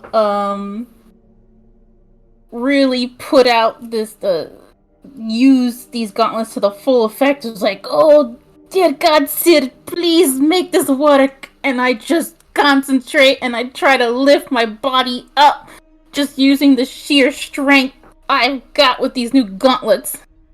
Yeah, hell yeah. And you do so. And do you hear the man down on the street level go, "Are you okay, ma'am?" Seeing the two bodies on the floor now, I'll just do a thumbs up and try to run so they don't know what I have done. Okay, so you're running away. Okay, I Run need to away, ask. run away. Yeah, I need to ask. Okay, so, like, honestly, I would have hand waved this if it wasn't for Mega stating this is a building for commerce. I am correct with that, right, Mega? This is where a lot of business is dealt. Yep. Yeah. I need to hear from you, Luya. How the hell are you getting away from like all this? It doesn't look like they evacuated the building. And In fact, I'm just kind of running down. okay, running downstairs. Mm-hmm. Yep. I get to the bottom, Oh see well, the hang people. on. You're skipping a couple steps here. I want to hear a couple things first. First of all, are you stealthing or do you not care if people see you? I don't care. I'm just trying to get down. Why would I Yes, want to ma'am. stay up? I want to go down. Just making sure, because people are watching you run down and just going, "Is that the man? Really?" And you just keep running down, running down. Yes, you get to ground level. What do you do then? Thank you for assisting me. I'm not sure what happened or how I appeared there, but thanks for the assist. I will say those two guys decided to take a nap at the worst time. Maybe wake them up in a few hours. I don't know. But I'm going to go. Thank you so much. You do you. Bye. Where am I? You're in. Also, I am Borat. Yeah. Yeah, we can say you ended up in some alleyways here, and if your intentions is just to escape and run away, we can transition away from you. Is that all right? Yes. All right. Mavet, you there, buddy? Sorry it took so long to cycle back to you. It's all good. Mavet, dear tree boy, for you, during this teleportation, the spark was more similar to, say, a fire made of blue flames that traveled up your forearm, across your fingertips, and ate away at your branches and leaves until there was nothing left. As your biology is quite weird, it is just immediate cut. There is no blink. It is just from point A to point B. As you find yourself on a sidewalk, sitting down, looking at a street, you see horseless carriages, and down the street even further, you hear echoes of an amplified voice saying, "Don't jump." To your left, right across from you on a table with a small meal and 2 brews of coffee, you see a man leaning in towards you, giving you a dreamy expression. And he's elvish in nature.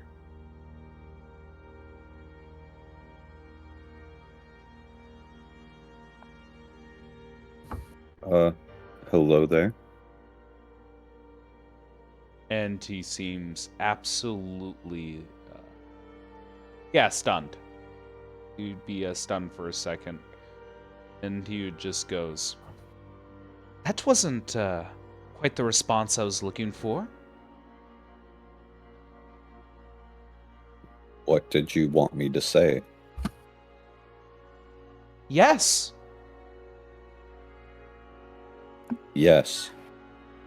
Oh, thank you so much, dear. It's been so long since I've been waiting for a moment like this. Thank you. Thank you, thank you, thank you. I can see it now. A house, 3 children, a beautiful, beautiful woman by my side. And oh, the dogs. We're gonna have so many dogs. You see him Where giving is you this beautiful woman? You're so modest, dear. Talking about you.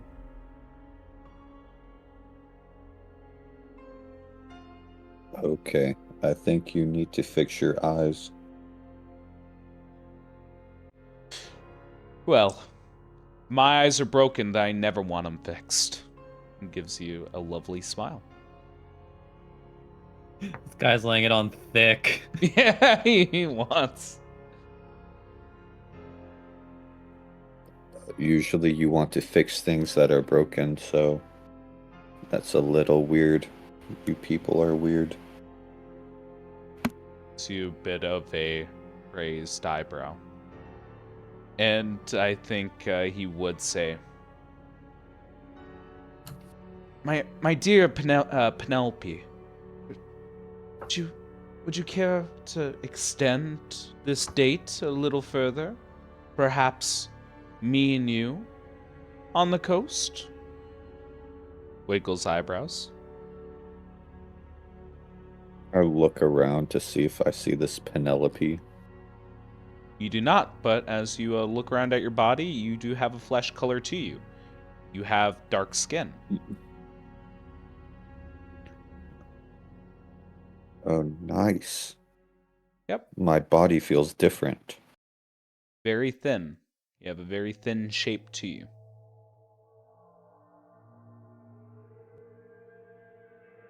Am I wearing clothes? You're wearing a very beautiful red dress. And it has a floral design on top of it as well. Well, it seems I am now Penelope. Let us go to the coast. You're so funny, dear. And I think he actually taps his finger onto the table. But, of course, we're not going to leave until the bill is paid, right? Looks at you expectantly. Do I have a satchel or a backpack? Whatever equipment Mavet had. I know we just met at this Arby's, but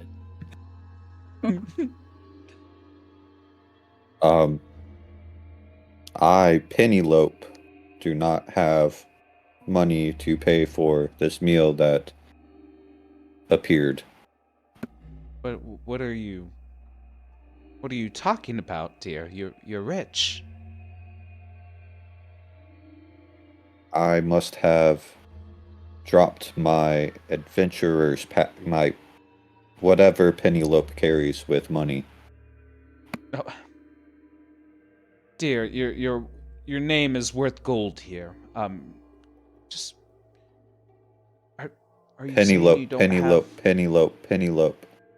I Giving shall you take a my very gold. strange expression and wide eyes. What was that, Mavet? One more time. Now, where's the gold? If my name is worth it. Dear, your humor is very very humorous, and you can see that you're visibly making this person uncomfortable. Are you uncomfortable? No, no, dear. I'm just starstruck. I blinded by the future I see before me. You see that original smile begin to dim a bit. Do you like this new skin I have?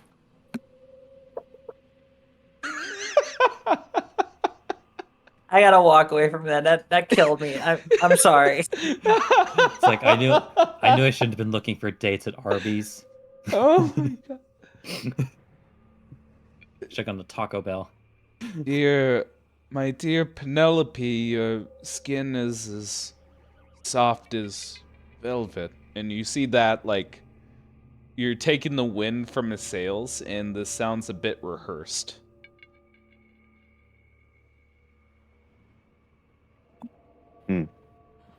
I'm pretty sure this is skin, not velvet, but okay. Um, I will drink the coffee on the table, both of them. You do so.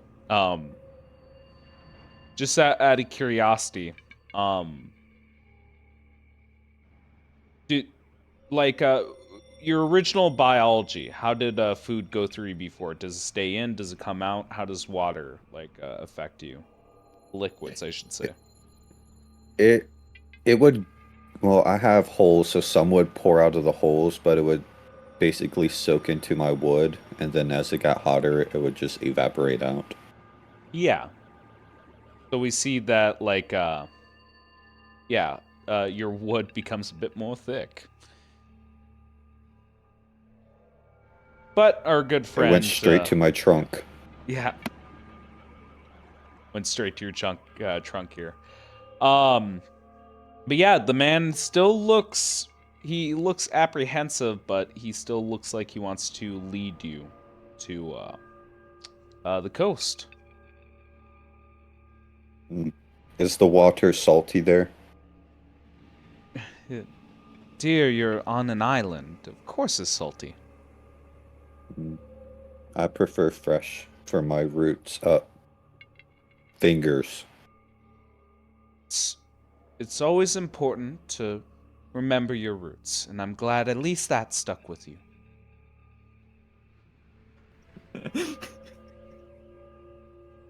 So who do I tell my name to pay for this? We're going to have to talk to the waiter, and hopefully... Waiter!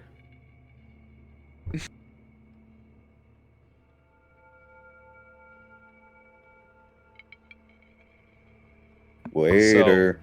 yeah, um, as you do so, you do see in particular, this person is a wood elf with a very nice white dress shirt, cufflinks at both of the wrists, and black slacks. And as he comes up, he takes out a notepad and he just says, "Oh, would you like anything else?" No, we're good. Um, Penelope. And I get up and motion the man to join me. Yes, Take your gold. I understand your name. Are you going to be paying for your meal today? This man said my name is worth gold. I assume at least more than one, I, perhaps less than 500. Madam, and he does a bow. If you wish, we can send off a... And he looks visibly confused, and like this is probably the first time he's had to do this. Or a person of your supposed stature, Mavet, but he goes, "Shall I send the bill to your home?" Yes, send all the bills to my home. Oh, all the bills? Looks around at the full cafe.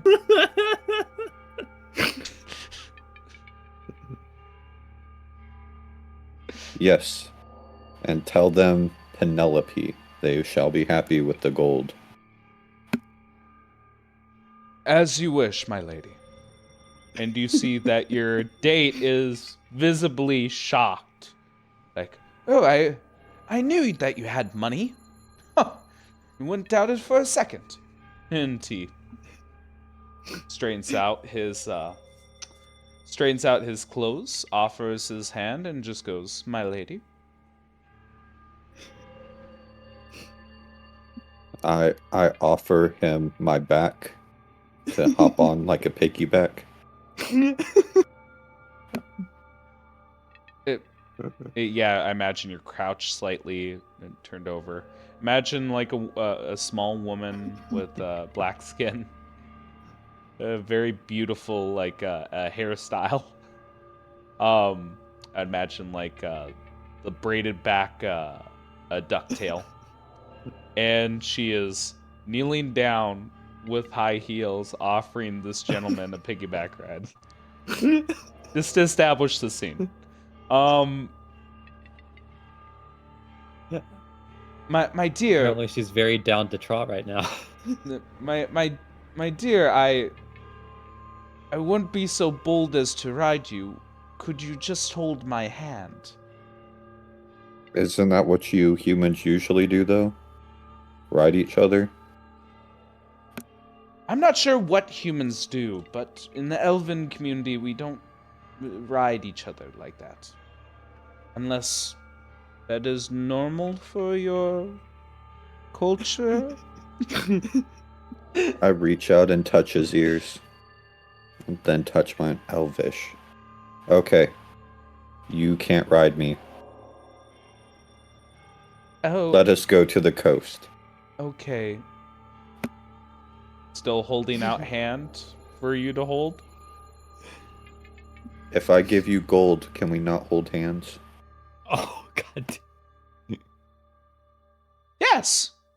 And he seems very ecstatic with that. As he Penelope.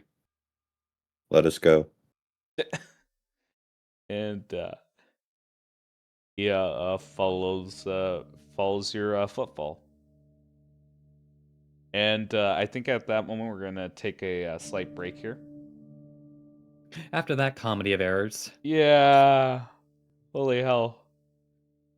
Thank you so much. We'll be back in about 10 minutes.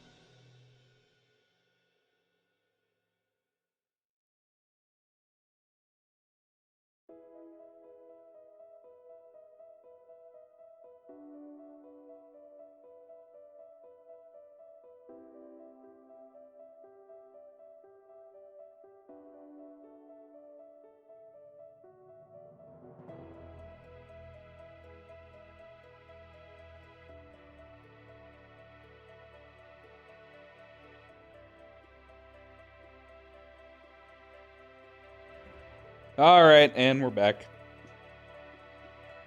A lot of crazy shenanigans went on, didn't it? It was a real out of body experience. Yes, it was. So let's go over a couple things as you guys proceed with your day. First of all, if it hasn't been, if a connection hasn't been made already, I'm going to reaffirm it. Treat this as a variant spell of disguise self for the most part, with a few tweaks to it. For the most part, it should follow the spell as is. Towards everyone's experience so far, it looks like you have all replaced a person on this island. From Eddie replacing his mother, to Aluya replacing a person high on top of a building. The disguises themselves, weirdly enough, depending on where you guys are at or what you're doing, does eventually wear off. And I need to ask, does anyone take any precautions, or does everyone go about their day like nothing's wrong? I'm good. I'm going to the coast. Okay, I I'm going on a date. am as cautious as hell because I know for a fact it's like this something's wrong. So I Okay. might as well have not disguise self, but alter self in my spell list ready to roll. Okay, that's perfectly fine. More importantly, Aluya, you're a very important individual here. How are you handling the situation? What are you doing? In my alleyway, I don't think that I've really noticed that my body has changed or paid much attention to what just happened to me. Yeah, I was gonna physically. say at any time if you look down at yourself, you will see that you will see that you have hair on the back of your hands. Well, first of all, like you seem to have more body hair. You have a blonde type of hair, and you seem a little bit more. Everything seems a little bigger. Whether it just be like odd parts on your body, such as your forearm, your hands, your feet, they're just a bit bigger. And if I like go to touch my arm, I just go through it. Yeah, you go through it till you touch your actual arm. Interesting. Is there like any shiny thing, like something that's like mirror Absolutely. reflective? You like if you're walking through alleyways and what have you, you would eventually find like a broken mirror. Oh shit. I'm a man. That makes more sense now. Boy. How do I hide this? How do I hide this? Tuck it. What? Insert into keyhole? Is there anything like old scraps or linen or anything in the alleyway that I can use to like cover myself? Yeah, absolutely. You cover yourself in a makeshift cloak of linens and discarded clothes. I will hunch over like I'm an elderly person. Okay. If that's how you handle the situation, Seer, how are you handling your situation? You said you had alter self on hand. Like, when are you procking it? Before it wears off? When you it feels like you're about to wear off? Like, how are you setting yourself up here?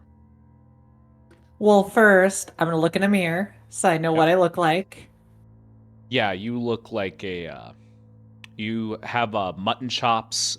You have thin rim, round glasses. You're a bit of a pudgier man, and you have the cheeks of an alcoholic.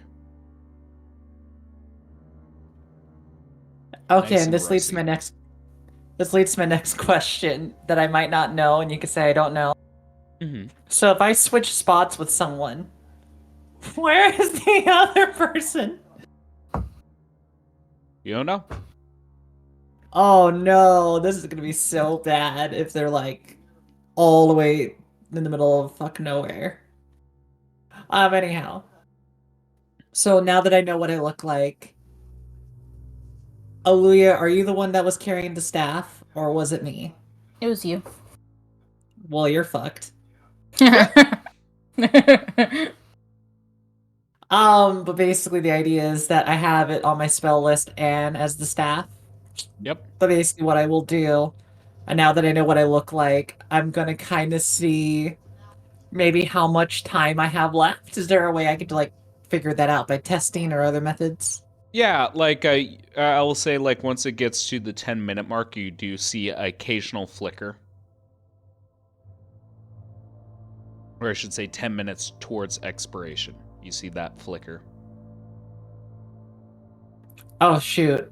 Context question. Technically Yes. I broke that rule with Boggins about disguising myself. No, not yet. I'm waiting.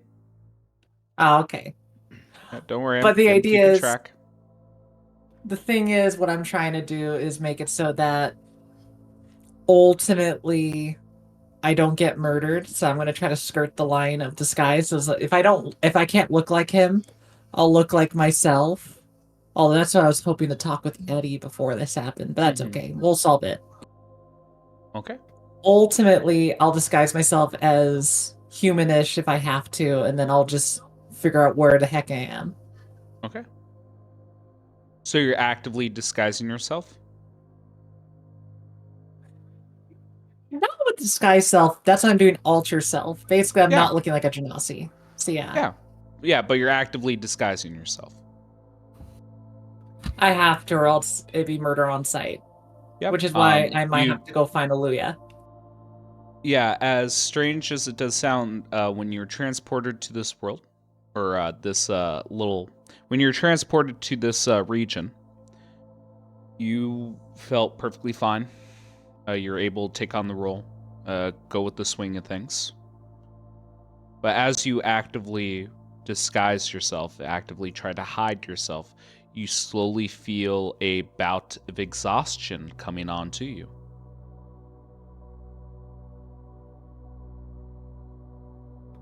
Fuck, If I you, knew it. yeah, if you go through with actively hiding yourself, disguising yourself, purposely doing it yourself, you will take on exhaustion. I'm letting you know this. Are you okay with that?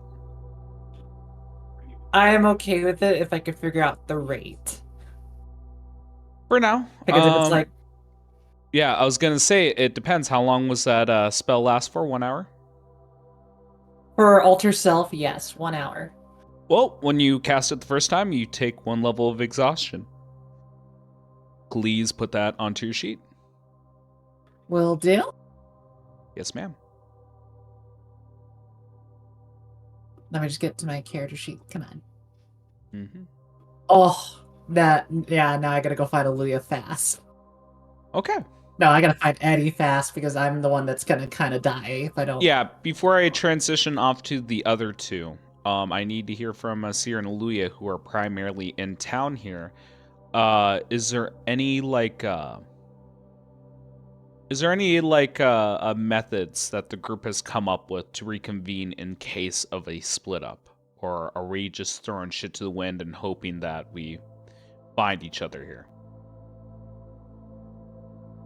I've always liked the shit to the wind type method. Like I that? don't think we've had any sort of discussion. That's why I'm asking, if the party has had conversations outside of the sessions or moments we focused on thus far. Because you have to remember there were large swaths of silence or time skips here and there. So I'm just asking the party, would the party have come up with methods, or are we going to try to track each other down here? I have one way, and only for me, one way to make it work for me to make it so that people will come to me. Oh yeah. A spell that no one ever uses. A And what's spell that that? everybody thinks of. Skywrite. Skywrite. Damn right. I'm glad that you're thinking the same thing because I was looking at the spell recently. Basically, I probably would have planned with the group. It's like anytime we're separated. If you guys are too far away to separate, you probably wouldn't see this anyway. But if you're able to look upon the sky in an open area, I will always write to the air my location. I'm not going to put it in details where, you know, we won't be able to understand. But for Isn't there a example, I think universal everybody. language that everyone understands? I was going to say primordial, except that I don't think Mavet knows it. I'm pretty sure I do. If you do, I would write it in primordial, but I wouldn't write it like a wording. I would basically put indications of where I am, like arrow down. Arrow down. Yep. All right, I'm going to. I don't. That's Well- why I'm doing language and arrowing. So it's like Yep. arrows, and then it's pointing. I have like the thing of it is like this: 4 arrows right above me. They point in all the cardinal directions towards exactly where I'm at, and then language of primordial is written. I am here. Find your fire. Basically. Find your fire. I like that.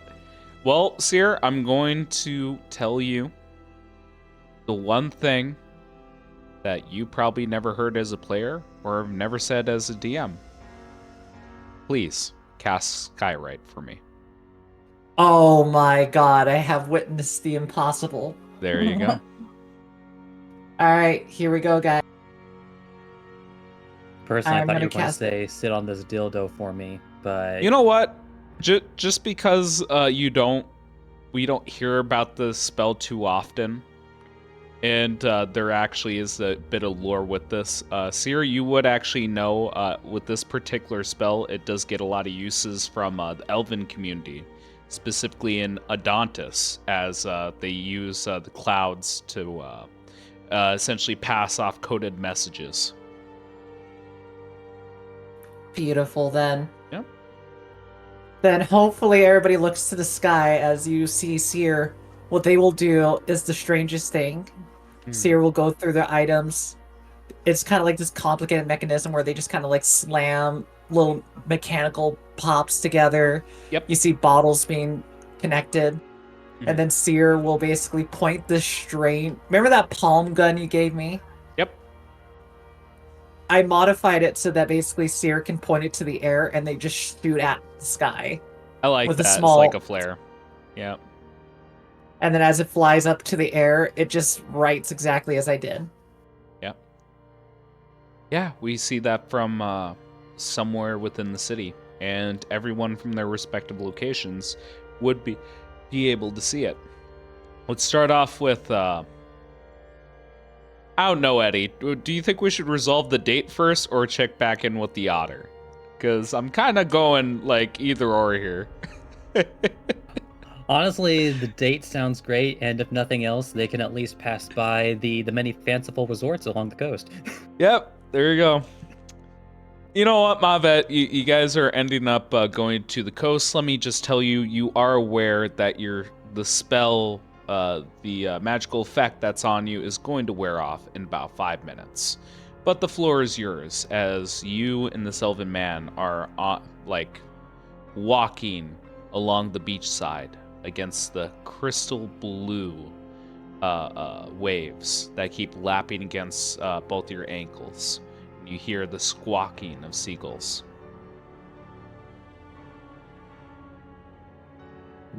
Salty water. Yes, my dear Penelope. It is salt water. We are in the middle of the Titan Sea here. And he ruffles his collar a bit. You seem nervous being around me. Are you Yes, infatuated with me? Yes, you... It's a bit of a understatement. I've always adored you, my dear. He gives you a plastic smile. I try to copy his smile. And just It look looks him dead very in the eye. unnerving.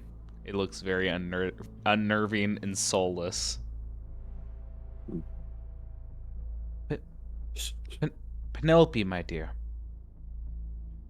I've been putting a lot of thought into this. And he stops mid-walk.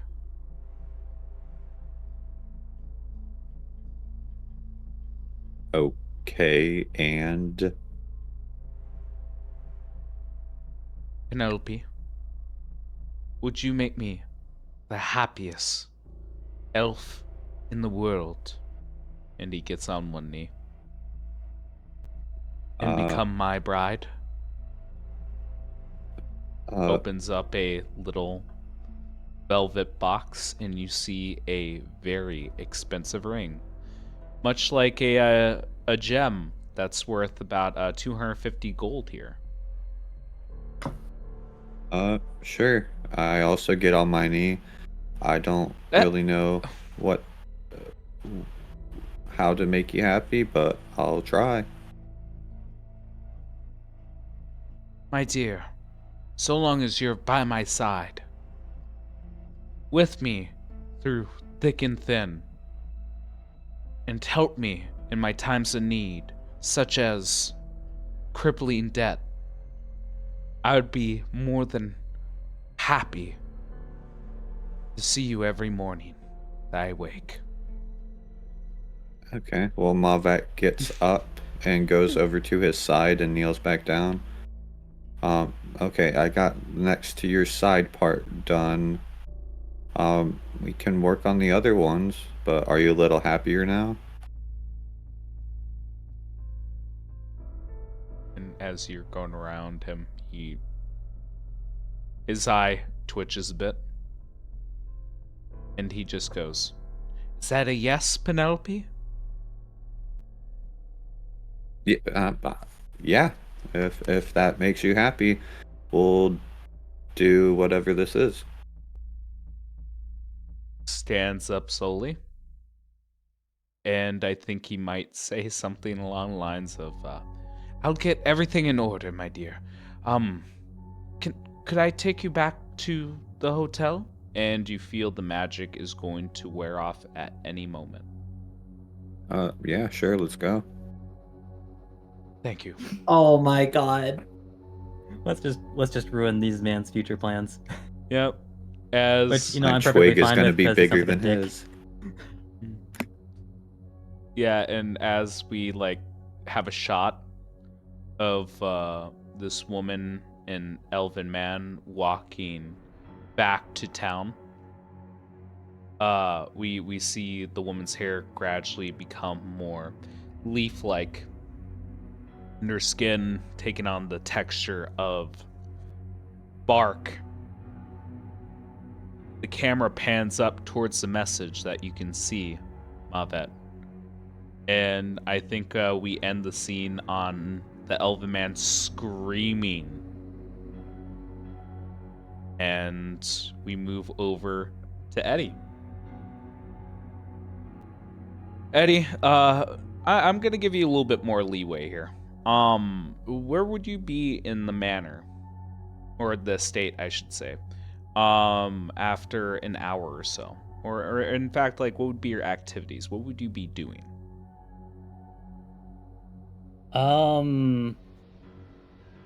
I guess that depends. Does Pops go out and do something else, or is he like sticking with me the whole time? After like your little talk about Eddie, um, he does like sit with you for a good like 10-15 minutes in silence before, walking elsewhere. He's not going anywhere crazy, but he would be somewhere in the state. Hmm. Then honestly, I think Eddie would go to not his room, but his room. Okay, I follow. And see if he can fish out his shell phone. Yes, sir. like, if they haven't moved it, it should be here.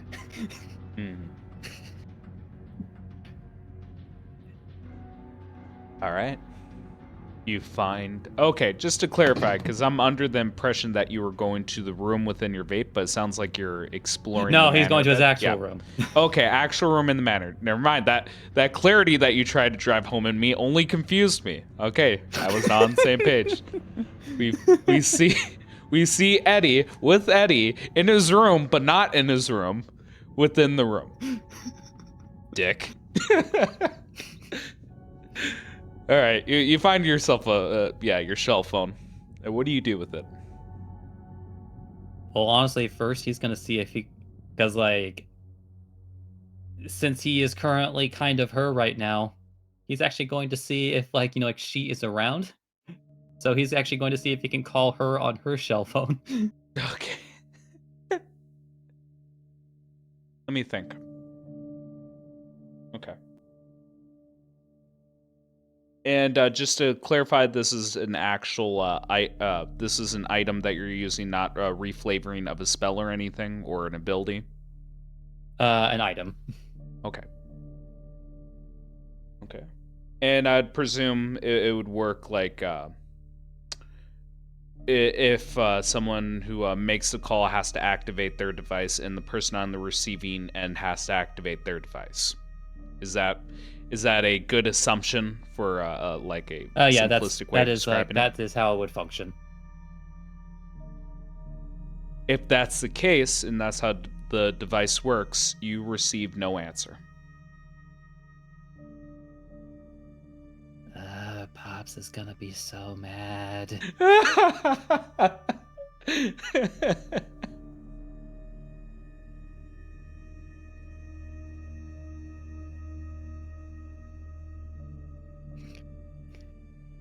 So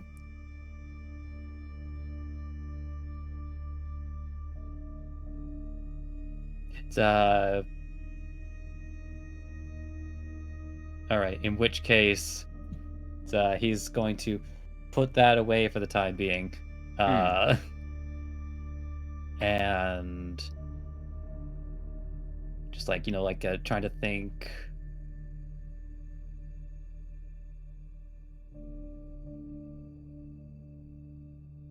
So like he still has his equipment on him, right? Yes.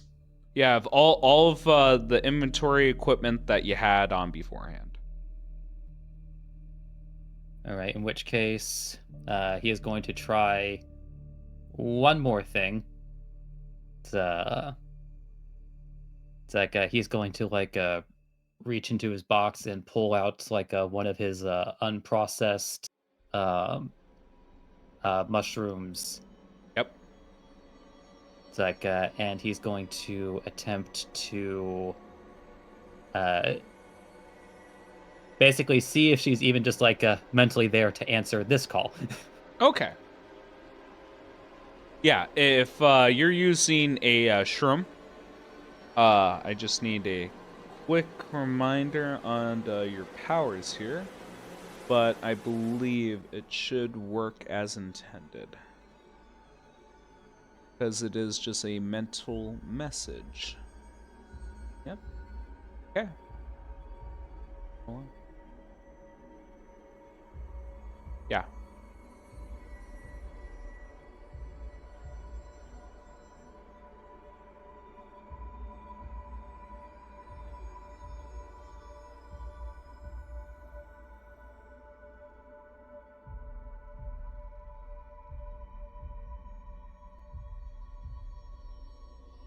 And I just want a bit of clarity on the intentions of this mushroom. Like, is this replicating the thoughts of, or is this replicating the effects of detect thoughts, or would this be closer to sending? It's like it would function more like ascending in this case. Yes.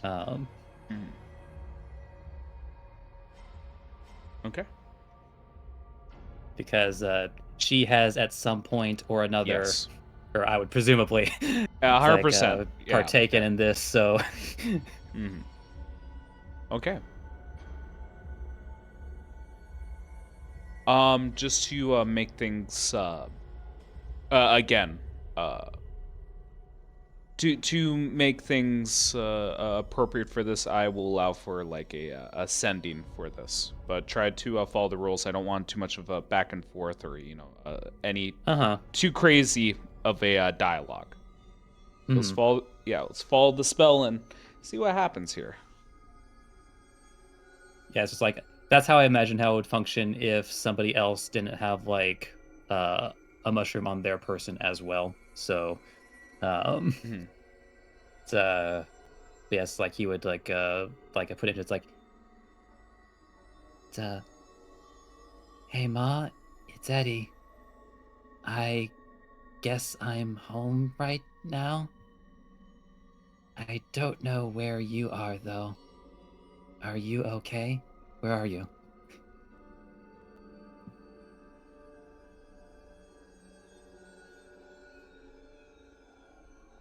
She would say back to you,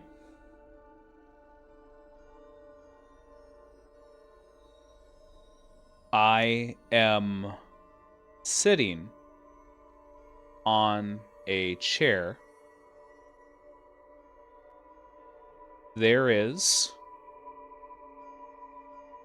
a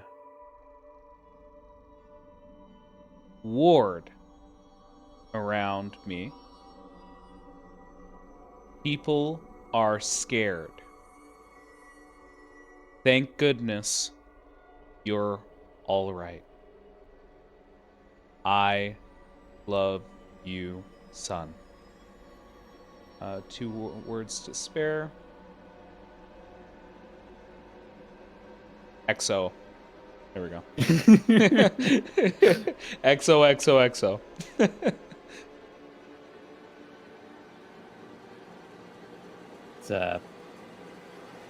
It's and as that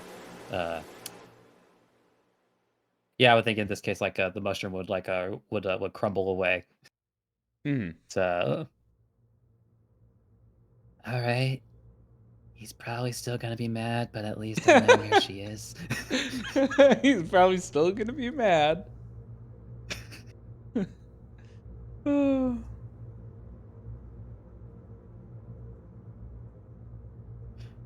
It's, in which case, though, yeah, now he's actually going to go to his room. One in the vape pen. Yes. Facts.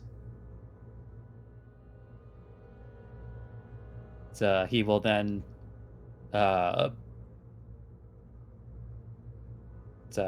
collect three collect three mushrooms. Yep.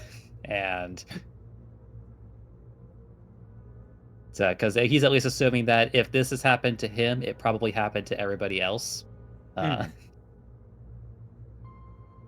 And once he leaves his room, so actually, like maybe it would probably be around that moment where he is looking out the window and suddenly there's a skyride. Yeah, if you didn't say that, I was just about to. You definitely see the sky right outside, primordial. Arrows pointing towards the location.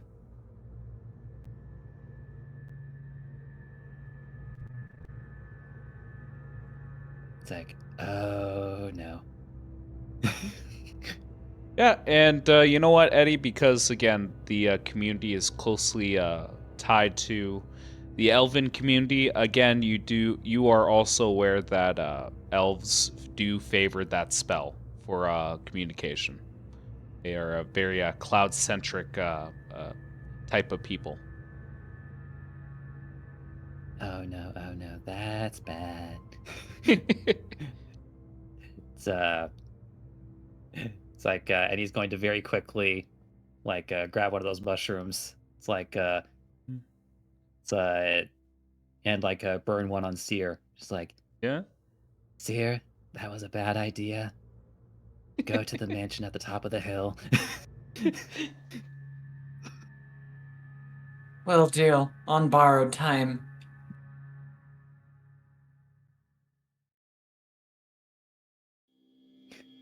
It's like, and then very quickly going to the other two, like burning two more, just like, Aluya, don't know where you are, but just go to the estate on the hill. I'll explain later.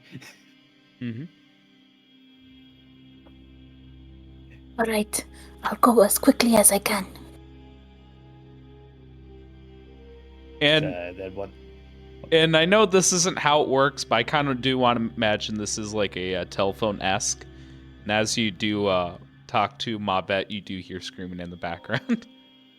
What are you? What the hell are you? And then you just hear Mavet saying, "You said Penelope." Okay, now you can do your thing, Megan. Bruh, I don't know what you got yourself into, but just go to the estate at the top of the hill. Don't ask questions.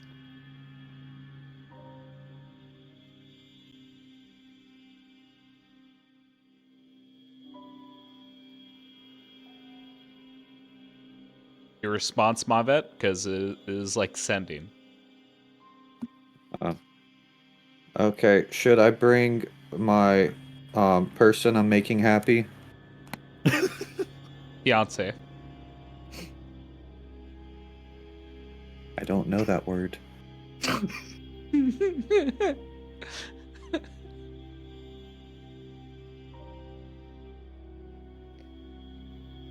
No. No. And it's probably this moment where, like, Eddie's probably realizing that he looks like himself, since Yep. it's happening around this time. Yep.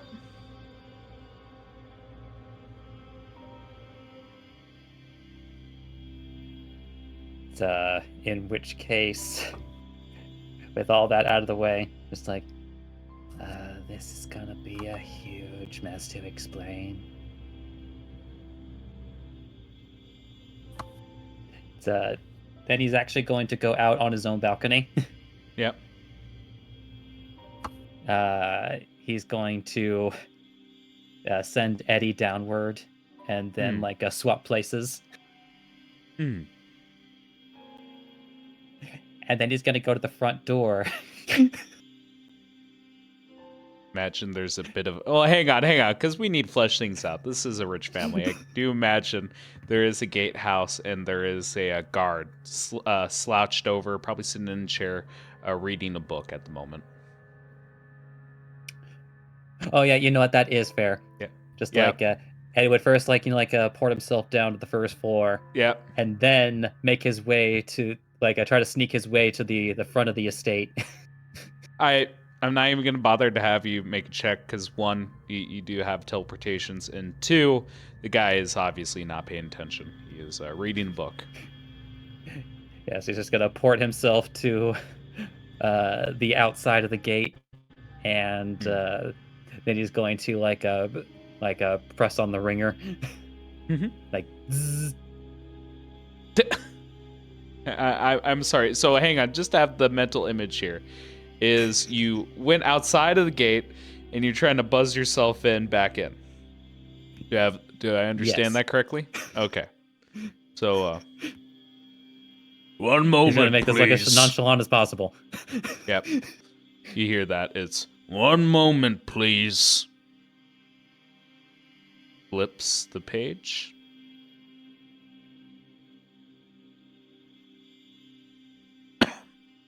Cough. Flips another page. All right. You know, usually you don't take this long. Hold on 1 second. Does the little corner thing with the book. Creases the paper, folds it, closes the book. Has a little bit of a slow gait over to the door. Eyes are half drooped. Squints a bit. That's a pretty good costume.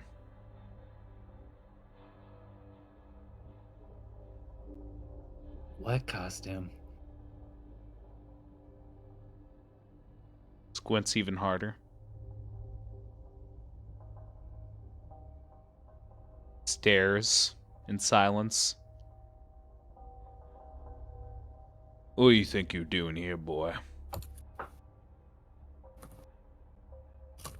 Dressing up as a young master.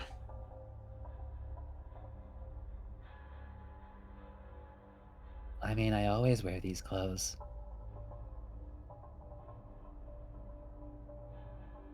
Looks at clothes. Looks back at face. Squints even harder to the point where it almost looks like he's closing his eyes. You know what? I could probably just make this faster. As it breathes out the smoke of Eddie.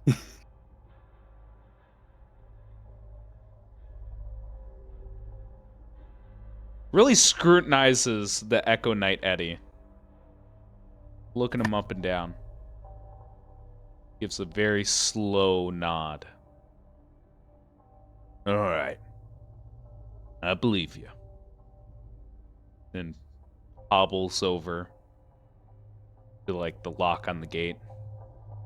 Hear it screech. And takes a couple painful steps to open it.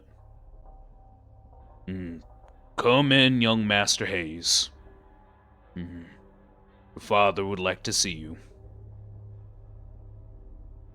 At least I hope he does.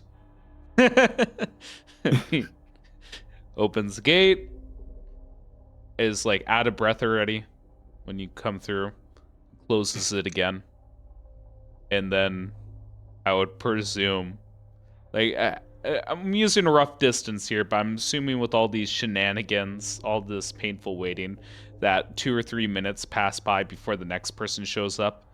And who would be the next person here?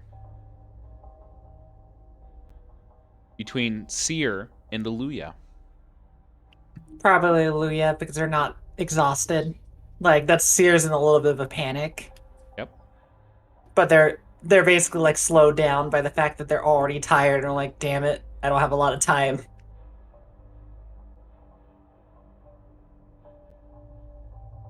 Aluya, you approach the gate. What do you do?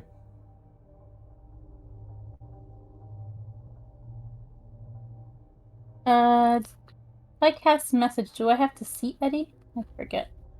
120 foot, I believe, range you don't have to see. I'm gonna attempt to use message in hopes that I reach Eddie. Are you actively hiding before, as you approach the gate here, or are you stopping a distance beforehand? Details, I'm covered. please. I've covered my body with Yep. the whatever I found in the alley. Yep. Hunched over. I'll use the bag of holding that Seer gave me, kind of like position it so it looks like I have a hunchback. Yep. Just going for straight granny vibes. Eddie, I'm at the gate, I think. Could you let me in?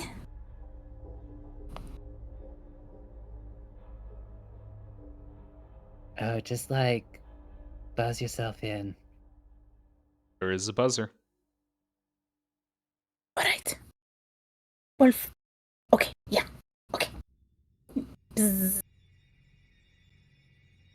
One moment, please. Flips page.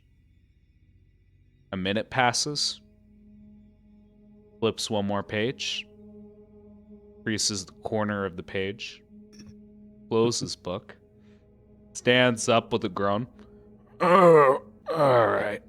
Hobbles over. What business do you have with the Hayes family? Well, currently, the Mr. Eddie is here, and he has called to me, and I am here to, see him. Squints his eyes. Is that so? Yes, I don't really have a reason to lie about that, but okay. And why in the Sam hell would the young master be talking to quite frankly, an old woman such as yourself? Well, we met a little while ago, and it seems like we hit it off as companions, and so we got separated, and so we're here now.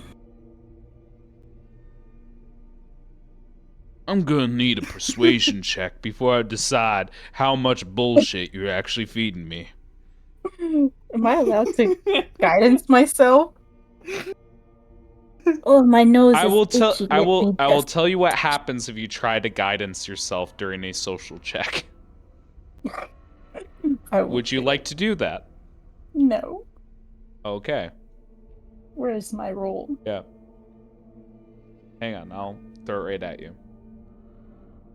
Keep in mind, if you don't, I'll throw the persuasion your way. Keep in mind, when it comes to doing guidance, even though it's a cantrip, you're still casting a spell. They can see you doing it. Although they might not know what the hell the spell is, it's just always a suspicious activity to do unless you stealth it. That being said, you got yourself a fucking 17.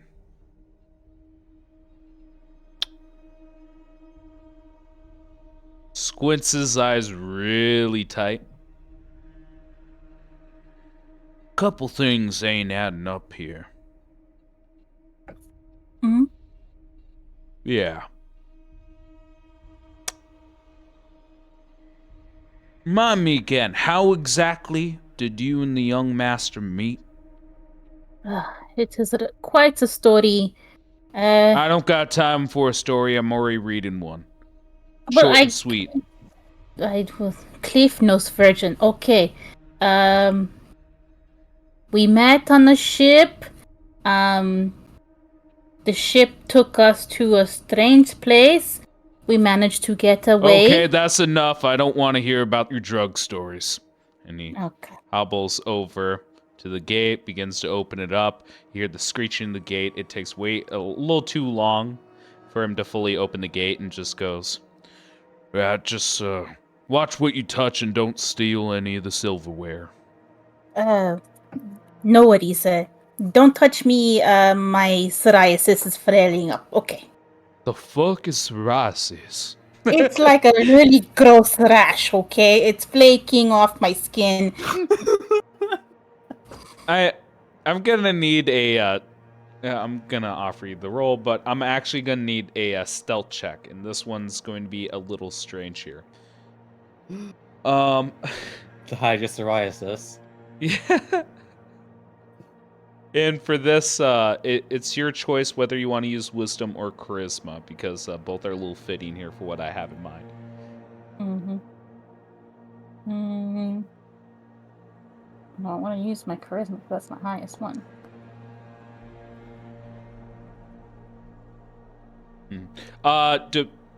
Hang on. Re-roll that. Roll it straight, because this is an issue with your armor here. You're not trying to go undetected. So straight, sorry. damn it. My bad. None of the rolls count. I'm trying to fix it, but every time I do it, it keeps rolling as a. Okay. Remember, Gray. Query. It's going to use query. the character sheet stuff. Yeah, I keep forgetting this query. That was my bad. Try it one more time. Okay. Sorry, I don't mean to yell at you. I don't mean to yell at you. Son of a bitch. Really? All my other rolls are much better. Got anything you want to try with that roll? Okay. I would have just rather have taken my disadvantage rolls. In fairness, Aluya, you do have a feature that lets you do a re-roll on a ability check. Sorcery points, woo! Oh, then I will do that. Please, and thank you. Oh, wait. How many sorcery points do I have? Because I've been using them up. Features and traits. Let me see them, please. It's only one. Also, you might have forgotten, but we did take a long rest. Yeah, my character sheet does not reflect everything. He does not notice that you are a Genasi. He takes you at face value as you are walking by here. and just says something along the lines of, don't steal any of the silverware. Keep your hands to yourself. Don't do anything weird with the young master, or else we're gonna have an issue. Okay, okay, get the hell out. And he goes to the gate, begins to close it, locks it up, sits down. Seer, you're next. Seer looks like their original disguise when the group kind of like saw them, dress up like Aluya, but instead of being like Aluya, it's just like a redhead kind of walking up to the gate. They look like they're breathing heavily. They don't look super great. They have their like black tight fitting clothes, as I mentioned before. Mm-hmm. And All right. they're reaching the gate. They seemed rather just like heavy breathing, as I said before. Okay. There is a buzzer. I will press the buzzer. No fear. Son of a bitch! One moment, please. This one actually takes 3 to 4 minutes as you hear the page flip a couple times. Alright. Creases the corner, closes the book, hobbles over, and just goes, "What business do you have with the Hayes family?" I'm trying to get to a friend of mine who just arrived. Eddie Hayes. I'm actually here to not only visit him but to acquire his services. He he might allow you to let me in, but if you need to message him, please do. And if Squints there's his others eyes. that arrived, then that would help them to know who's here. Squints his eyes. Young miss, do you see these? And he taps on his knees. Uh, I do, although sorry if I'm breathing a little heavy on stuff. Now, ma'am, you're talking a lot. Let me keep it nice and simple for you. I don't like walking too much. My knees hurt. I'm getting old. Okay? Let's try to keep things a little simple here. A little back and forth. I want to see if you're on the up and up. I would hate for you to hurt the Hayes family or damage any property while you're here. Understandable. Then I if you let me know who else came in, I could tell you if there's any more people that will come so you don't hurt your knees. But do with what you need. I had a lot of people come in today. You can answer that after I verify myself with you then. Now, ma'am, you say you know the young master? Indeed. How you meet the young master? In my case, I've met them when not only were we traveling a bit together initially, but we actually both met in dire circumstances. Underwater, I would say. Not exactly, but on a vessel of sea that was seaworthy. Mm-hmm. And we weren't companions yet. What would happen is Uh-huh. that when we both were lost ourselves onto this ocean, they helped us, well, helped me and my Uh-huh. companions be able to survive the ocean. And we got Yeah. to an island, and then we became Okay. friends after that. Oh, really? I'm gonna need a persuasion check from you to see how much bullshit you're flinging my way. I tell you Can it be? what. I tell It's you sad, is what. because I'm telling the truth, but it's Yeah. like I'm at disadvantage, so it sounds like I just am giving up the bullshit. And I'm like, no, I'm Oh. telling the truth. I'm sorry. Wrong Girl, you player. sent it to me. Wrong player. Okay. I swear to God, you start flinging bullshit my way, we're gonna have an issue. I tell you what. Is this at disadvantage? Oh, it should be. Let's see it. Yep. It should be at disadvantage.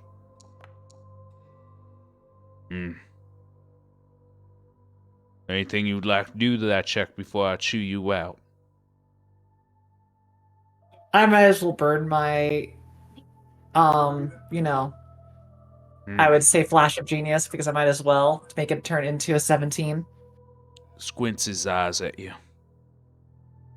Oh, really? You know, I'm starting to get a feel that this ship that you and that other old woman was talking about, some sort of den of ill repute that you guys have been hanging at, and I'm not liking it. Honestly, I think you're a bad influence on the young master. Now, you be careful with him, and don't be saying anything rude. You mind your P's and Q's with the senior of the house, Mr. James Hayes, okay? Don't be touching the silverware. Don't be touching anything that ain't yours. You look, and even when you look, you be careful when you look. We understand? I understand. Am I allowed to sit on a chair though? I'm losing a Depends, lot you of gonna air. burn it up? Of course, dear, you can sit on a chair. Yeah. Okay, I appreciate that. Begins to hobble towards the gate, opens it up, Oh, takes way too long, and you hear it screeching. Yes? and then you'll see as like Seer walks in to being like, to answer my question beforehand, how many people walked in? Just the old lady and me Just and you, Mr. Hayes. the young master, and the old lady. Mm-hmm. Oh, then you should prepare for possibly our last friend that might be arriving.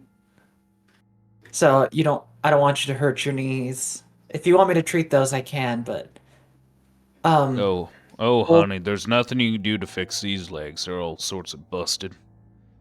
Mm-hmm. then just as a heads up, you might find a woody fellow coming approaching, The fuck did you and just say to me? as I said, a person made out of wood might approach. If you need to talk to Okay, Eddie, look, what you and the master do is on your own time behind closed doors. I don't want to be hearing about these dens, these drugs, or these trips. And especially not about these woodmen you're talking about, okay? Please go to the house and don't touch anything. okay, I'm not gonna argue. I'm Best not, young and just lady. kind of Gives you not. Seer walks in as they nod back.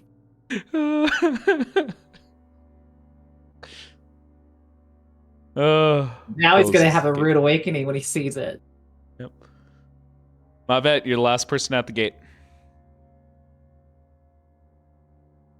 Okay, can I climb it? If you want to, there's a buzzer, there's a metal gate, and there is a guard sitting on a chair reading a book.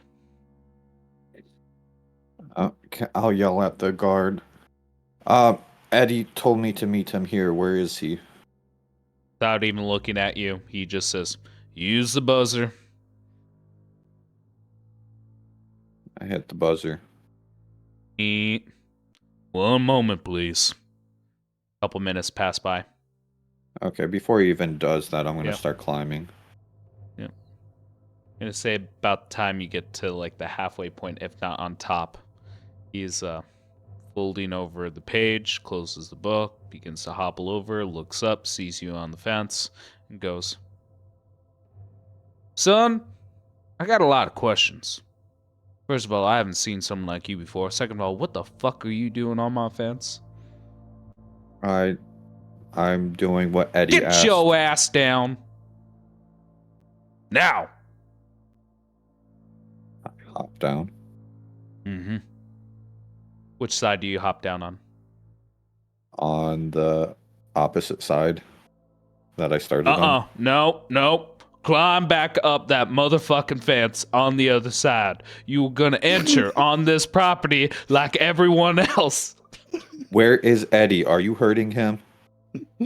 Son, if you want to get on this property and go into I'm on this this manner, property. son, look at me. This is how you treat your elders. Get on that motherfucking fence. Climb back up and go back on the other side. Where is Eddie? I'm not gonna ask you again. I'm not gonna ask you again. Are you hurting Eddie? I would never hurt the young master, but I'm not sure if you are. I wanna. Is he telling the truth? Does he look like he is? I don't know, you want to do an insight check for me? Yeah. Yeah. Boop. And boop. Boy, I would never hurt the young master. Wow. Yeah, no, that's good enough. Even with the 3, holy shit, you got 11. He seems perfectly honest. Now you causing a bit of a commotion here. You're going to climb back up that motherfucking fence and get back on the other side. Right now. Okay, I begin to climb. And he gives you a smug nod as you're going along. Do you get to the other side? Yeah. As you do so, you see the man walk up to the fence and just go, "All right now. How do you know the young master, and what business do you have with the Hayes family?" I protect Eddie because he gave life to me again. You know, I protect the Hayes family because they give me a goddamn house and money. All right? We're on the same page here. They give life. Nodding in acknowledgement and agreement with you. Damn right. That's the respect I want to hear. Also, what the fuck are you? I am Mavet Soha Fidash. I didn't ask your name. I asked, what the fuck are you? That's what I am.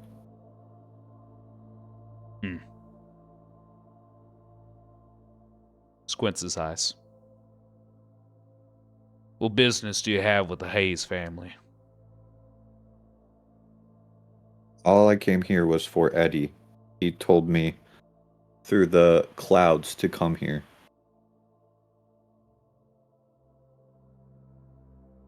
Thinks about it for a second. See these clouds on a ship? I don't believe I've ever been on a ship. Now he's more confused than ever, trying to figure out where the hell you guys are all doing drugs together. Alright. Mavet, give me a persuasion check here.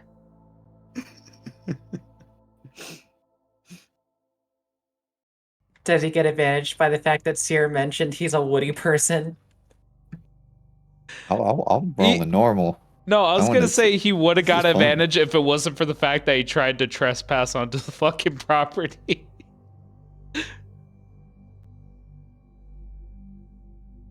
Right? Oh, did I send you the roll? Okay, good.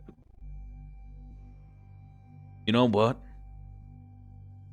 Let me tell you something here, boy. And he comes closer to the fence. I don't know what you are, who you are, what the fuck you're made of. Looking you up and down on the bark. Let me make one thing perfectly clear on this property. You mind your P's and Q's. You say thank you. You say please whenever you're talking to the young master. You understand me, boy? And if he wants anything, and I mean anything, you fucking do it. Okay? And I don't want to see a single goddamn splinter on that boy. So help me God. If there's a single splinter in that fur, I'm gonna prune the shit out of you. We all on the same page here? You're gonna become parchment paper. I don't think you understand well. I told you who I am and what I am. Are your ears okay? I'm just trying to figure out whether you have the young master's best, whether you have the safety of the master in mind. Did I hurt We on you the to same get page? to Eddie? I'm not sure if you would have gone that far. That's what I'm starting to question. Squints his eyes. Well, you said you didn't hurt Eddie, so I don't have to hurt you. Mm-hmm. I'm gonna tell you the same thing I told the other two girls. Don't Oh, touch they're any of the here? silverware. Mm-hmm. Nods. Begins to open up the fence slowly as he's talking. Don't touch any of the silverware, don't dirty up the carpets, and don't look at the lady of the house or anyone here. Keep your eyes on the ground, wood boy. Is the lady maid of the house? What's that? Son, I'm gonna have to ask you. Get your ass moving, eyes on the ground. Mavet just looks straight down. Uh, where do I go from here? Can't To the really see. house. Mavet will try to attempt to go to the house while looking down at his feet. Yep. As you begin to walk forward, he just says, "If you step on grass, you've gone too far. Keep to the dirt, boy, and don't you dare crush a single blade of grass." Goes back to the fence, closes it up, sits down, takes a big, deep sigh, opens up the book, and there's like a couple moments of silence. And eventually, the guard says to himself, "Those were some nice kids." And fade to black. The guard's name? No one asked. Oh, okay. Good. I was just making sure. I was like, did we hear it and not pay attention? Nope. I don't No, want no, yeah, no one has asked. Okay. Works for me, and I'm an oak then. He acts Yeah. like a Gary. Well, maybe next time you ask for your fucking senior's name. How about that? Anyways, get into the last 15 minutes. Yeah, that's gonna be one of my favorite characters to fucking do. As you guys are in this state, Eddie, like, how do you organize people? What do you do? Like, you're the ringleader here.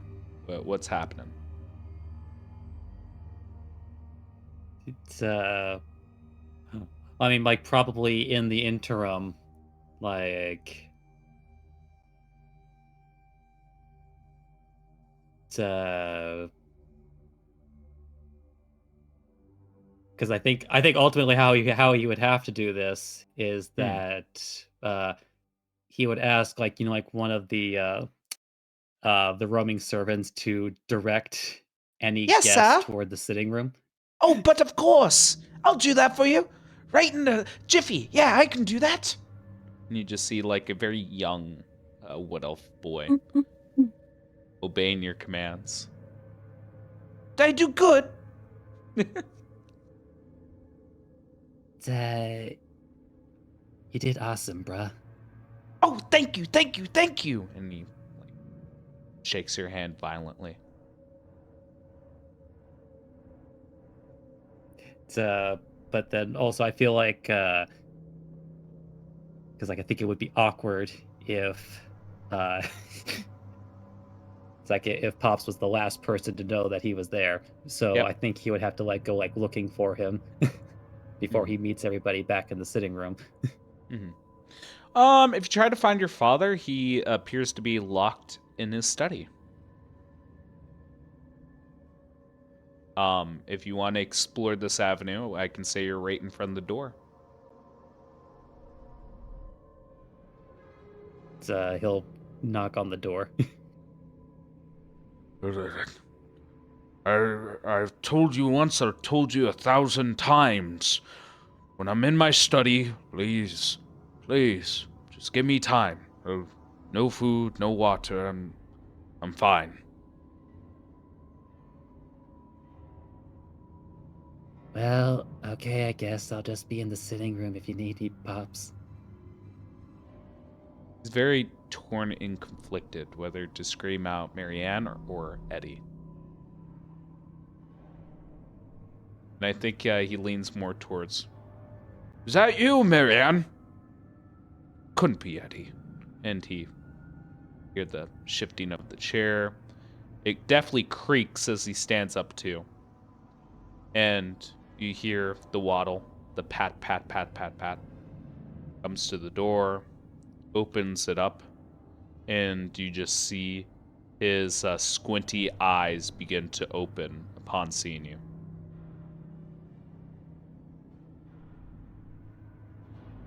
Hey, Pops. And he's grabbing his chest. My boy! Almost like he's about to have a fucking heart attack. I need my medicine. Eddie, it's so good to see you. And you just see him. I'll go get it. His one hand over his chest, the other one leaning against the door frame as he just goes, the blue pills, not the yellow ones. Yeah, I know. The yellow ones make you sleepy. Yes. Well, your mom loves them, but never mind you. It's like, as Eddie would probably be like Eddie porting his way over to it. So it's like, yeah, like a bit of urgency. Just like, Yeah. Yeah, once you come back, you got see him. he's smoking a cigar, which is definitely not helping the situation. He's like, I need to calm down. I can't breathe. And he's smoking a cigar.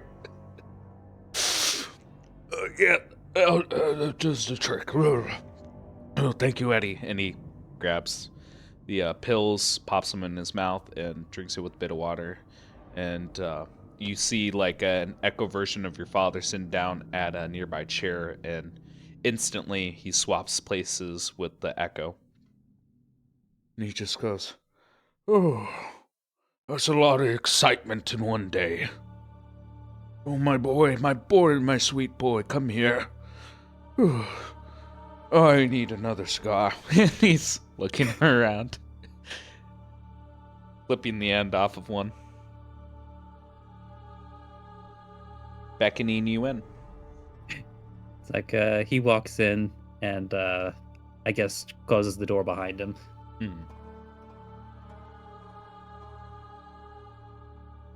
Oh, the last time we talked to you were in Shayam.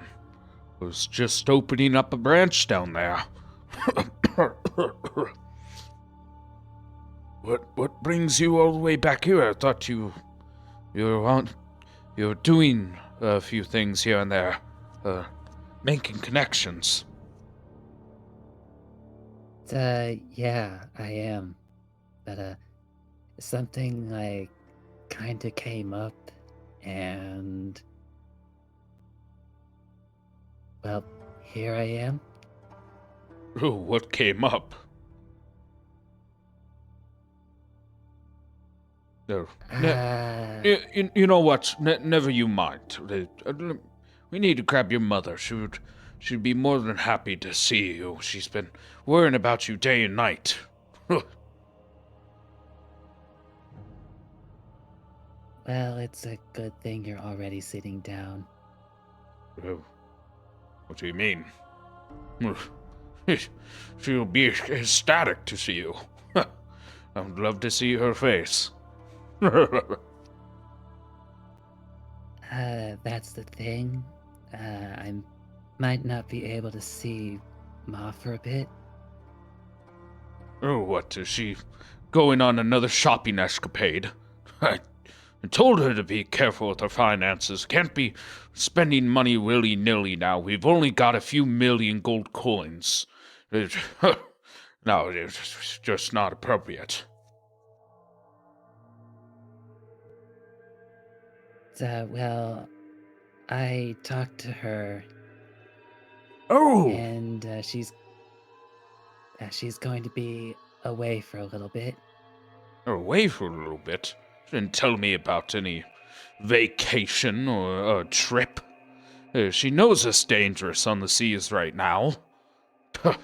Where the devil did she go off to? Well, try not to get mad. Oh, nothing you could say would make me angry, boy. I'm overjoyed to see you. Well, Gives you a smile.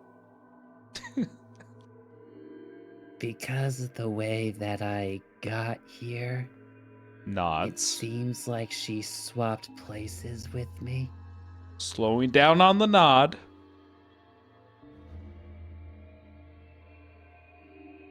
Uh-huh.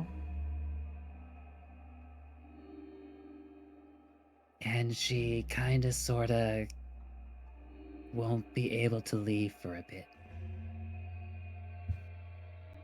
What do you mean, Eddie? And do you, like, kind of imagine, like, the perspective change in the room as we see, like, a Resident Evil type of camera shot of both of you talking onto couch, and we see items begin to jitter a little bit. Go on, my boy. So she seems to be like in some sort of magic barrier with other people. Uh-huh. The objects begin to shake a little bit more. And Eddie, you've known your father more enough. When his temper begins to rise, nearby objects begin to shake to the point of shattering, moving. Imagine like The Exorcist with a poltergeist kind of situation. She is safe though. Simmers So, down. in fact, she's okay enough to where you can talk to her on the network. Hmm. So, but I guess so long as I'm here, using the way that I got here, it seems like she probably has to stay where I was.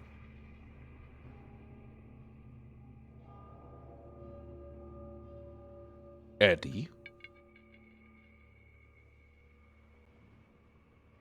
is what you're trying to tell me that you, some means or another, teleported your way to our island and swapped places with your mother?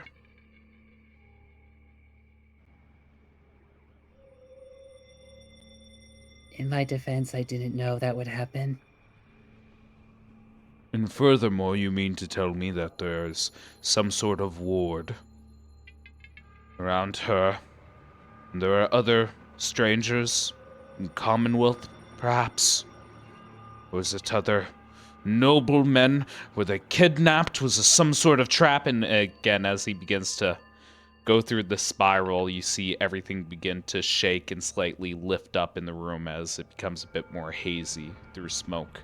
With each bated breath, like much like your own, begins to fume out of his mouth. No, Pops, it's not a trap or anything. What is it, It's- Eddie? What is it? Look, if I didn't come here, the entire place would be destroyed. Do you mean the entire place would be destroyed? Like, the whole region? What are you going on about? What have you been eating? Are you... How hard have you been hitting the drugs, Eddie? And he just like grabs you on both of your shoulders and looks you directly in the eyes. And he slightly opens up his own and he just goes, Eddie, what have you been doing? Look at me, my boy. Looks at him. It's like, but like, probably like most notably though, is that, like indifference to like probably the last time that he saw Eddie. It's like his eyes are less drooped and they are far more focused.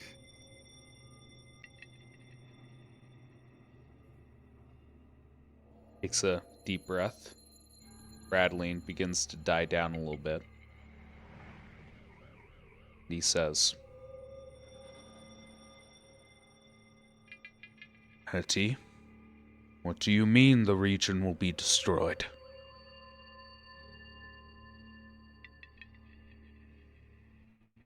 There's like this nasty group of Genasi that are kind of sort of trying to destroy all the regions.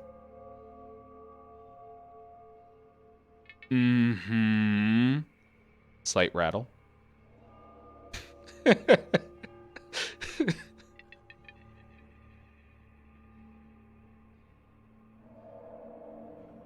And one of their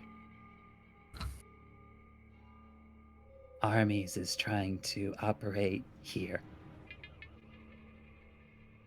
Here. Like, right here. Well, Here. I don't know if it's right here. Like, I just got here, but the thing that I used to teleport here would have only teleported me here if it was at least somewhere nearby. Mm.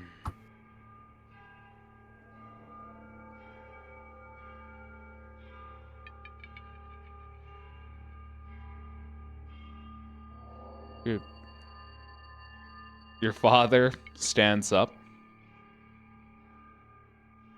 looks down at you. You mean to tell me you've come here to stop a Genasi incursion? An army of Genasi, and you've swapped places with your mother to God knows where. Am I understanding that right, Teddy? Well, I know exactly where she is, but yeah, that's about right. Oh, good. I'll feel less bad about this. As he immediately grabs his heart and falls to the ground. That's where we'll end the session for today. Thank you guys so much. Oh, all right. Well, Eddie, you killed your dad. How do you feel?